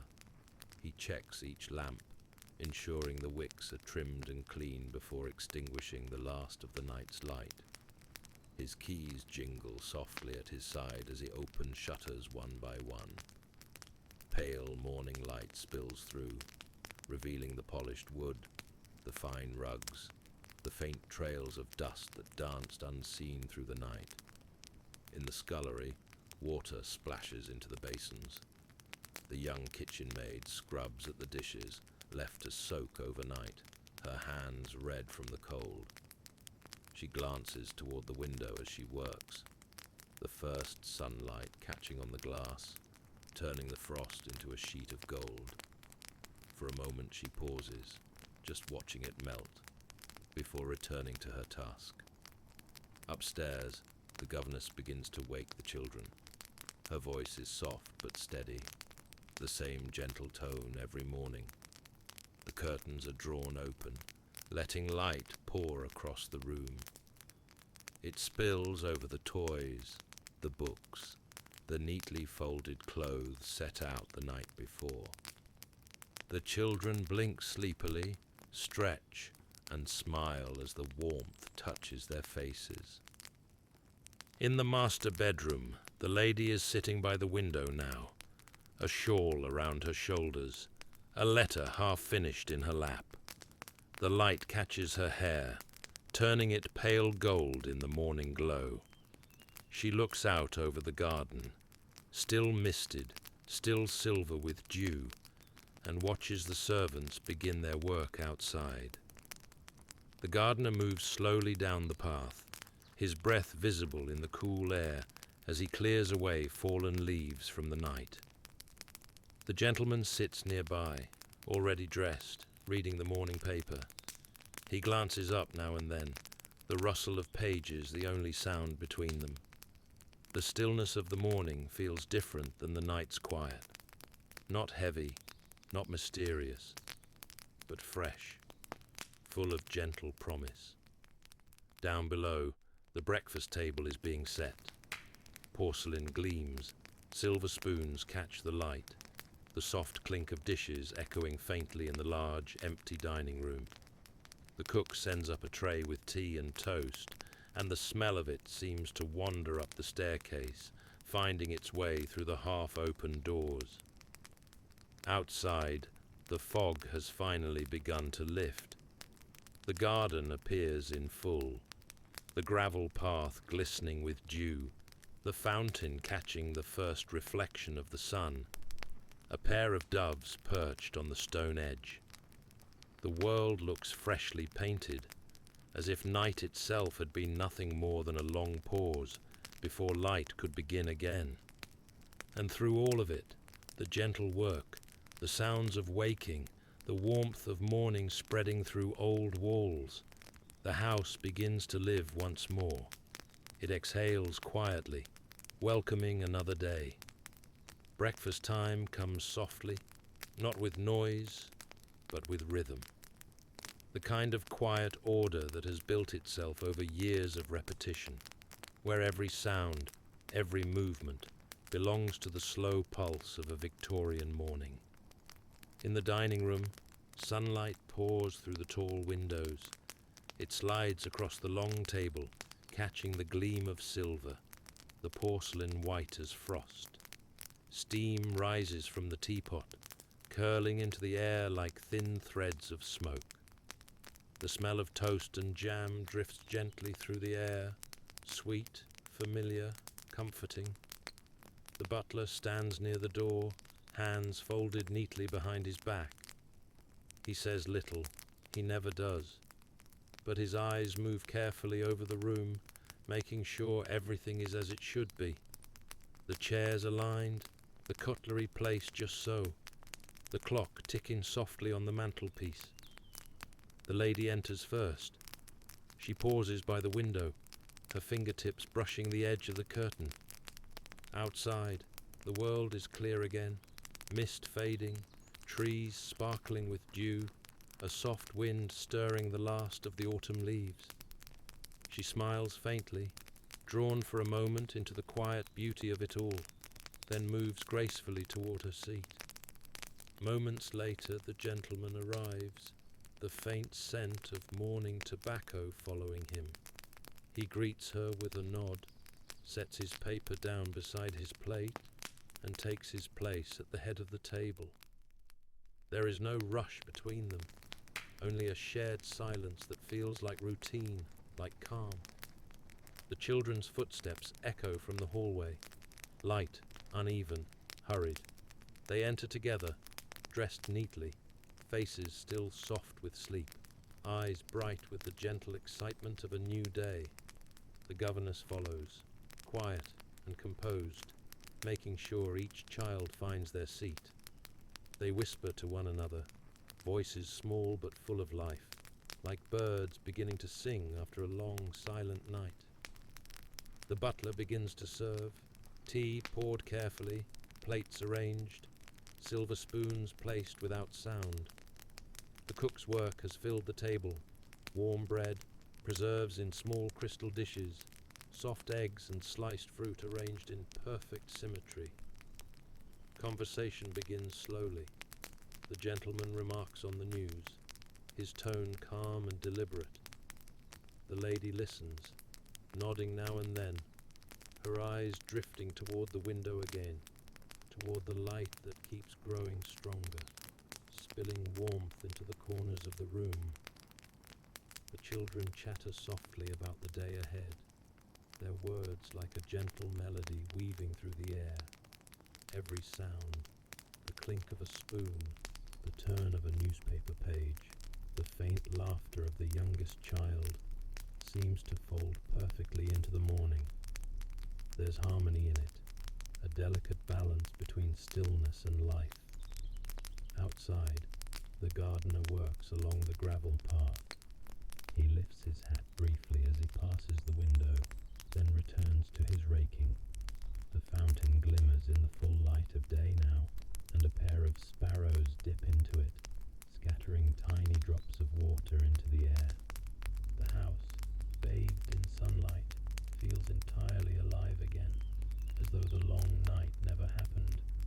Every corner hums softly with purpose. Every heartbeat, human or wooden, has found its place in the rhythm of the morning. And yet, beneath it all, there's still that quiet echo of the night, a memory lingering in the walls, soft, peaceful, like a secret the house keeps for itself. After breakfast, the rhythm of the house changes once again. The slow, drowsy calm of morning gives way to quiet movement, each person slipping into the familiar pace of their day. The gentleman finishes his tea, folds the newspaper neatly, and rises from his chair. He adjusts his cufflinks, gives a small nod to the butler, and leaves the room without a sound. His steps echo softly down the corridor, past the portraits, past the tall windows still glittering with dew. He will spend the next few hours in his study, writing letters, reviewing accounts, sitting among books that smell faintly of dust and leather. The world outside that room may change, but inside, time always moves the same way, steady, measured, patient. The lady remains at the table for a few moments longer. Her teacup rests untouched, her eyes fixed somewhere beyond the glass. The garden glows faintly in the morning sun, birds weaving through the air above the hedges, the fountain whispering softly. She thinks of the day's letters, the calls to be made, the slow, graceful duties of a household mistress. But for now, she allows herself one more moment of stillness, one more deep breath of quiet. The governess ushers the children from the room, their laughter bouncing gently through the hall. Lessons will begin soon. Reading, writing, piano practice. Their footsteps fade up the staircase, and the house feels larger again, emptier, as though it's stretching out its arms after a long sleep. In the kitchen, the real work begins. The sound of running water, the clatter of pots and plates being scrubbed clean. The cook calls out instructions.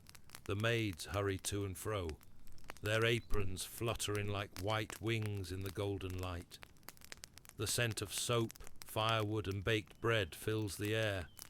Windows are opened, fresh air rushes in, and the faint sound of the garden blends with the steady hum of the house awakening fully. Upstairs, the maid begins her rounds. She moves from room to room, drawing curtains wide, shaking out linens, folding blankets with careful precision. Sunlight floods each space she passes through, turning dust into gold, illuminating forgotten corners, reminding the house that the night is truly over. In the drawing room, the piano stands silent. A few notes from last night's melody seem to linger in the air, as though the sound itself has soaked into the walls. The lady will return later to play again, but for now, the only sound is the faint creak of the maid's shoes against the floor. Outside, the carriage is being prepared. The driver checks the harness. The horses snort softly, their breath curling like smoke in the cool air. Soon, the lady will leave for her errands, a visit to the milliner, perhaps a call at a neighbour's estate. It's a small world she moves through, but every step of it is measured, practiced, a life built on quiet repetition. The gentleman's study window overlooks the same scene. He pauses in his writing, glancing out at the carriage waiting below. The light plays gently across his desk, over the ink bottle, the sealed letters, the clock ticking beside him. For a moment, he listens to the muffled voices, the faint laughter from the children upstairs, the heartbeat of the house as it moves steadily through its morning. Every sound belongs, every motion feels like memory, and through it all, the Victorian house continues its quiet life, balanced perfectly between stillness and purpose, a world within a world, breathing softly beneath the widening sky. By late morning, the whole house seems to shimmer with light. It slips through the tall windows, landing in soft golden pools across the wooden floors. Dust floats lazily in the air, turning in slow, graceful spirals. A quiet ballet that no one notices, but somehow completes the scene.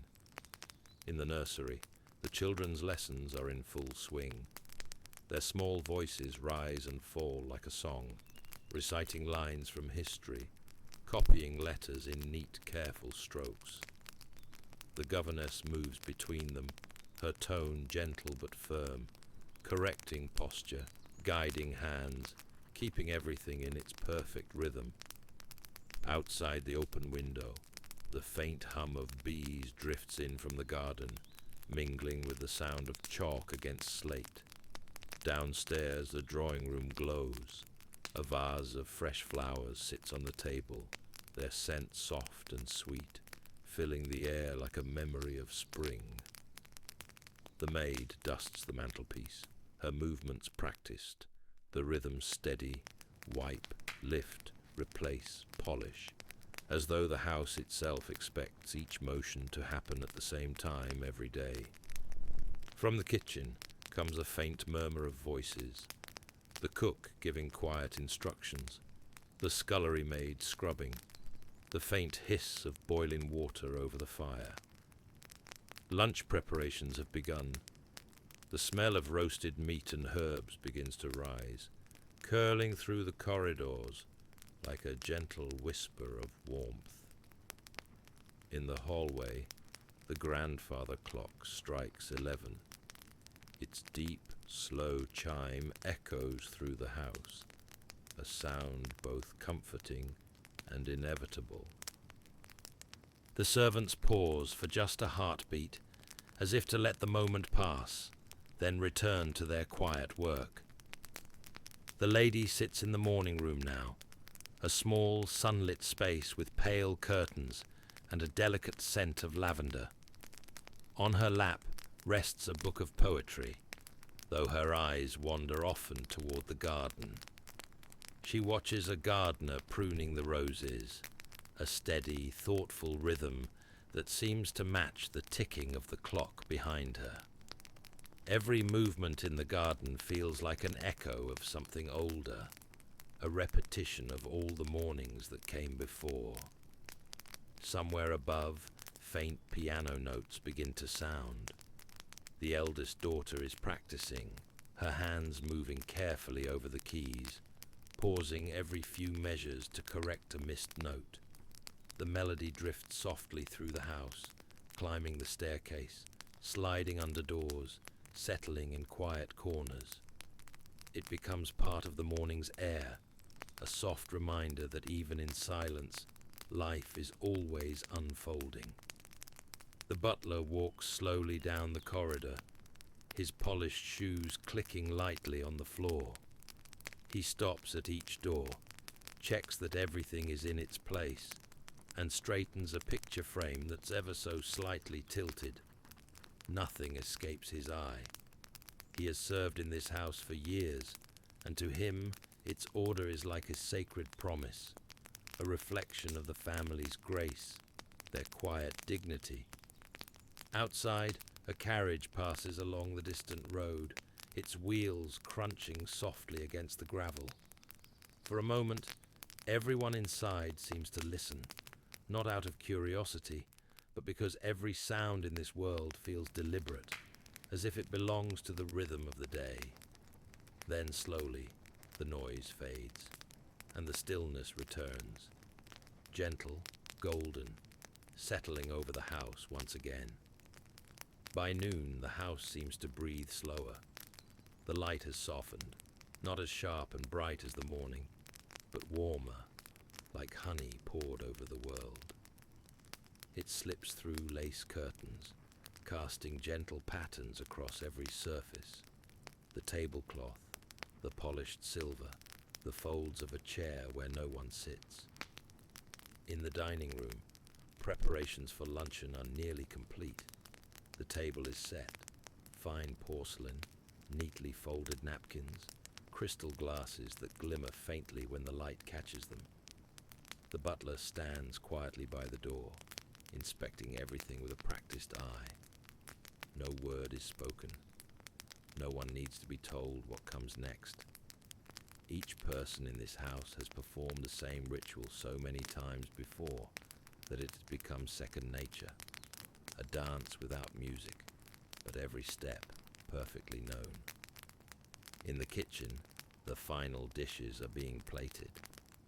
The cook's movements are swift but graceful, and the scullery maid rushes to keep up.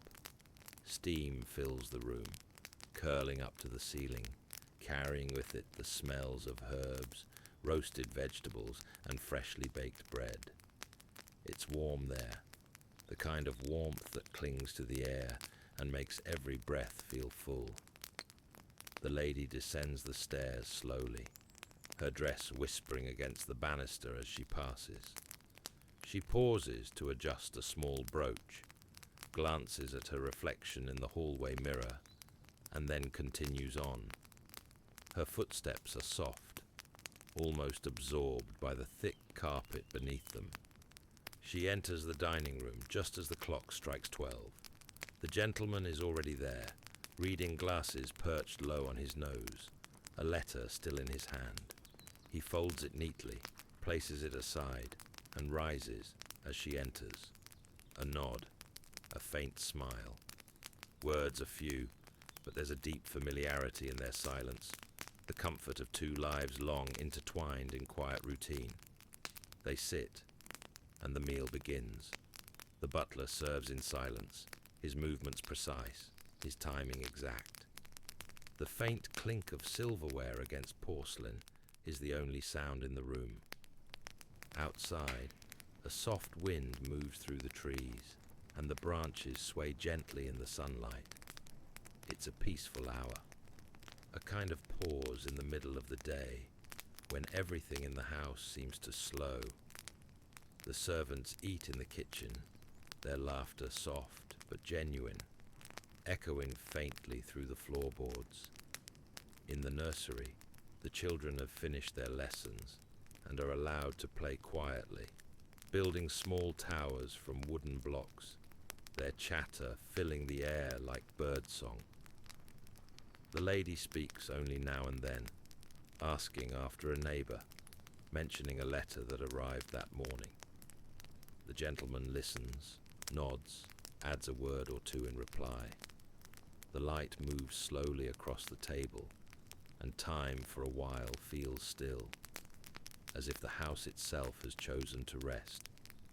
When the meal ends, the plates are cleared with gentle efficiency. The butler opens the curtains wider, and the sound of the garden drifts in. A bee buzzing near the roses, the faint trickle of the fountain, the distant ring of a church bell, somewhere beyond the gates. The lady rises, thanks the staff with a nod, and walks toward the conservatory, a sunlit room filled with ferns and pale green glass. The gentleman lingers behind, refills his glass with water, and takes another long look out the window. The world outside steady, golden and calm, and so the house settles again. The sound of footsteps fades, and the air hums quietly with peace. It's the middle of the day, the still heart of the Victorian household, when nothing feels urgent, and every moment stretches softly into the next. By early afternoon, the sunlight has deepened, richer now, more golden, like a slow fire spreading through the rooms. The house glows softly beneath it, each window catching the light in a slightly different way, each corridor touched by warmth. The lady sits in the conservatory, a book open in her lap, though she isn't reading. Around her, ferns sway gently, their green shadows dancing against the tiled floor. A cup of tea rests beside her chair, steam curling faintly upward and disappearing into the quiet air. She listens, not to music, not to voices, but to the soft murmur of the garden outside, the steady drip of water from the fountain, the rustle of leaves, the occasional flutter of wings. It's the kind of silence that feels alive. Beyond the glass, the gardener moves carefully through the flower beds, his shears flashing in the light. Each snip is slow, deliberate, as if he's trimming not just plants, but time itself. The scent of earth and roses drifts faintly through the open doors. Somewhere deeper in the garden, a blackbird sings, its voice rising and falling like a ribbon caught in the wind. In the drawing room, the piano is open again. This time, it's the eldest daughter playing, a soft melody that floats through the house like perfume. Each note feels fragile, as though it might vanish the moment it's played. Her fingers move with a kind of hesitance, but there's tenderness in it too. The careful beauty of someone still learning what music can hold. The lady listens from her seat, a faint smile softening her face. She knows this tune. It's been practiced many times before. But somehow today, it sounds different, warmer, slower, as if the house itself is humming along. Upstairs, the maid moves quietly from room to room, her footsteps muffled by the thick carpets. She smooths bed covers, adjusts curtains, and pauses once to look out the window. The light makes everything outside shimmer. The fields, the trees, even the distant road.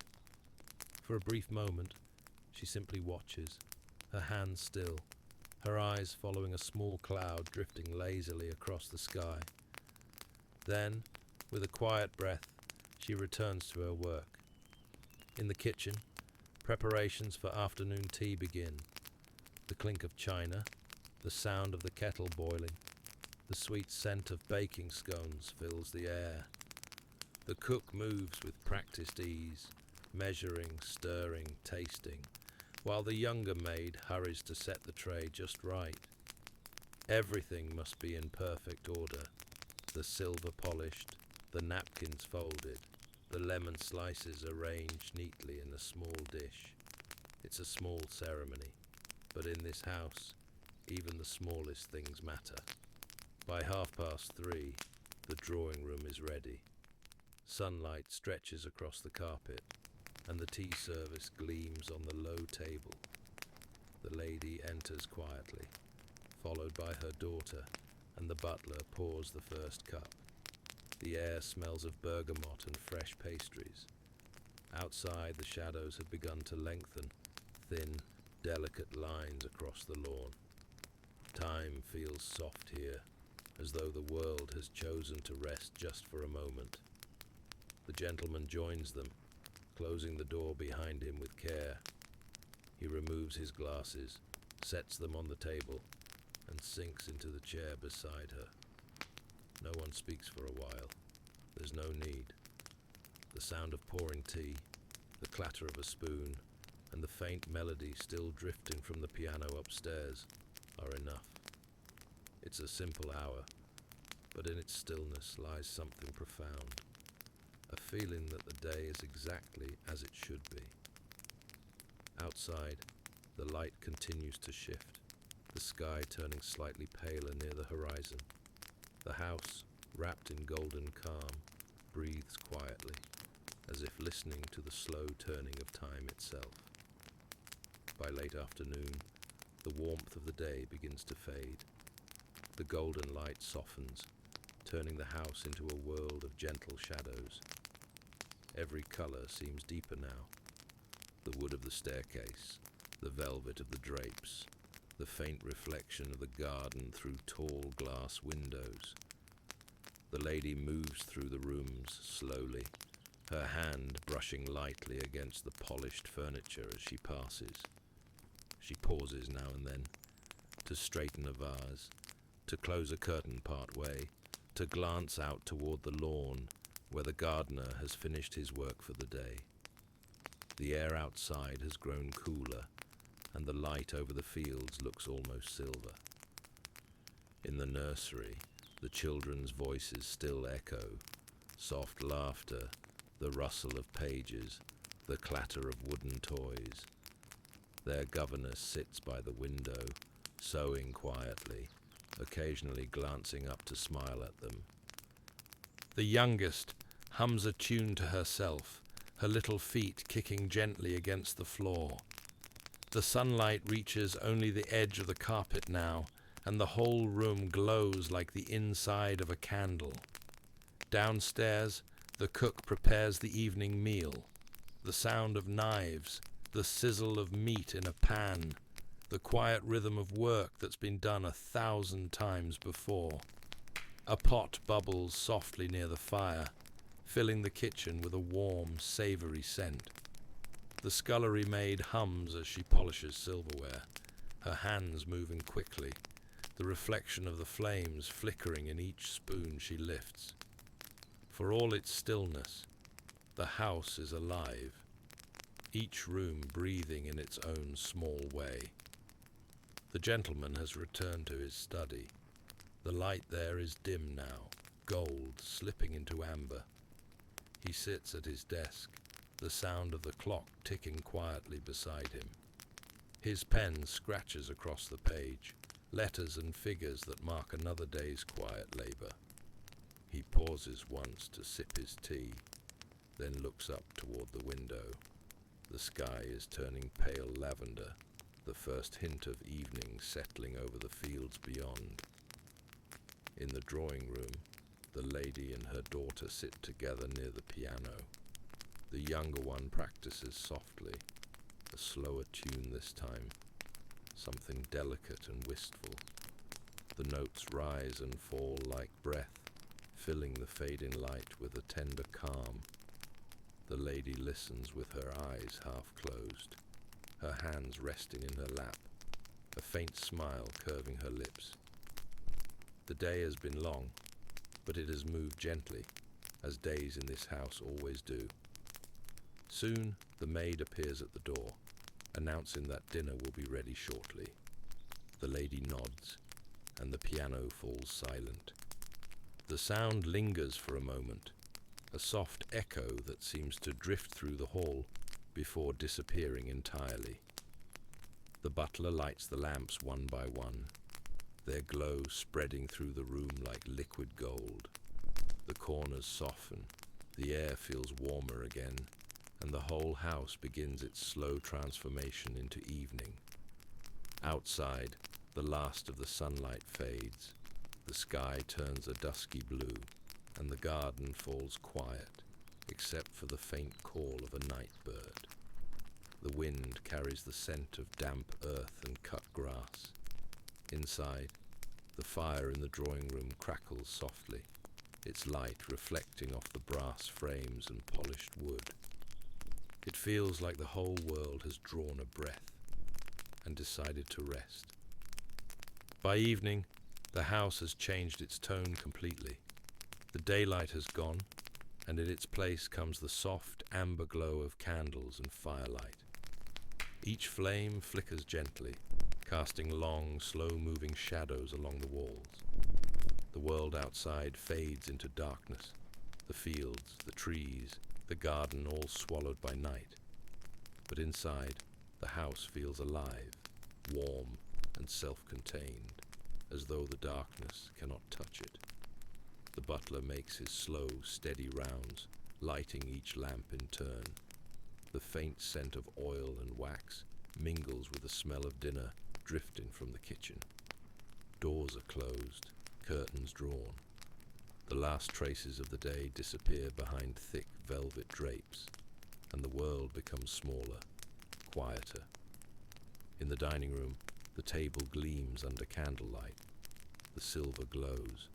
The crystal catches every flicker of flame, and the porcelain seems almost translucent. The air is filled with a calm anticipation, a moment of pause before the ritual begins. The butler stands ready by the door. The lady enters first, the gentleman following close behind. Their daughter joins them, her dress pale against the dark wood of the room. Dinner begins the same way it always does. Quiet conversation, the soft clink of cutlery, the occasional murmur of thanks. No raised voices, no sudden laughter, just the slow rhythm of words and silence. Outside, the wind moves through the trees, its faint whistle slipping in through the cracks. Inside, the fire crackles steadily in the hearth, its light turning the edges of the tablecloth gold. The servants move silently. Plates are cleared, glasses refilled, courses replaced with seamless precision. They've done this so many times before that it almost feels like choreography. A quiet, unseen dance that gives the evening its shape. From the kitchen, the cook listens for the bell and exhales softly each time the next dish leaves her hands. After the meal, the family moves to the drawing room.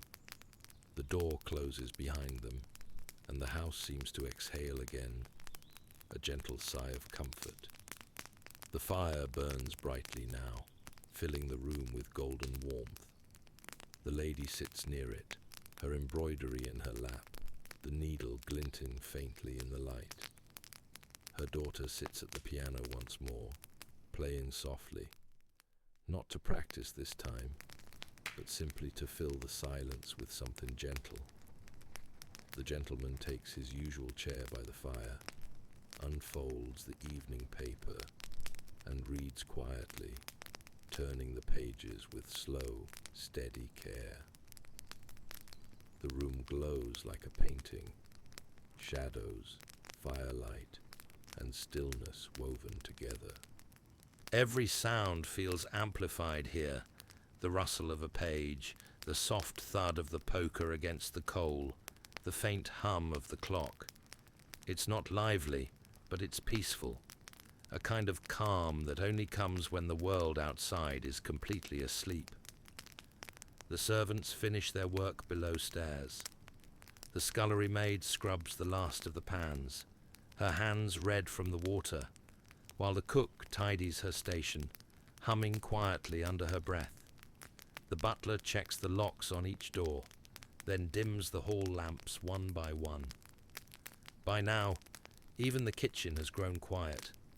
The last dish dried, the last fire banked. Upstairs, the nursery is dark except for a single candle. The governess reads softly from a book, her voice low and even. The children's eyelids grow heavy. The smallest one clutches her doll tighter. When the story ends, the governess closes the book, kisses their foreheads, and blows out the candle. The room settles into stillness, broken only by the faint creak of the floorboards and the whisper of wind against the window pane. And through it all, the Victorian house remains perfectly calm, a world of its own, wrapped in quiet and gold. Every sound seems to echo through its halls, the last piano note, the closing of a door, the sigh of a candle flickering low. By late evening, the house has fallen into a deep and velvety calm. The fires burn lower now, their flames smaller, gentler, no longer crackling with energy, but whispering softly, as if they too are ready to rest. The glow from the hearth spills across the rugs, curling up the legs of the furniture, turning everything it touches to bronze. The gentleman has put aside his paper. He leans back in his chair, eyes half closed, the faintest trace of reflection on his glasses from the firelight. Beside him, the lady finishes her stitching, a final, careful motion of the needle, a thread drawn through and tied. She folds the cloth neatly, lays it on the table, and exhales, a long, quiet sigh that feels like the end of the day. The piano stands silent again. The last melody played hours ago still seems to linger faintly in the air, as though the walls have absorbed it. It's a tender silence, the kind that fills every corner gently, instead of leaving emptiness behind. The butler enters once more, his steps slow, measured.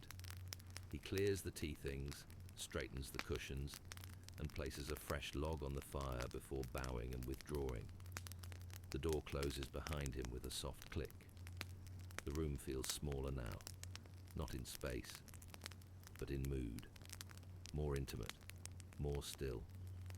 Outside, the wind rises slightly, moving through the trees with a faint sighing sound. The world beyond the windows is almost invisible, a black mirror reflecting the faint candlelight from within. Occasionally, a branch taps gently against the glass, a reminder that there is still life out there, quiet and distant. The lady stands, her movements slow, graceful. She crosses to the mantelpiece, adjusts the small clock sitting there. It's nearing 10. The sound of its ticking feels louder now, steady, patient, marking the slow approach of sleep. The gentleman rises as well, offering her his arm as they leave the drawing room together. Their footsteps echo softly in the corridor, a rhythm that fades as they ascend the stairs.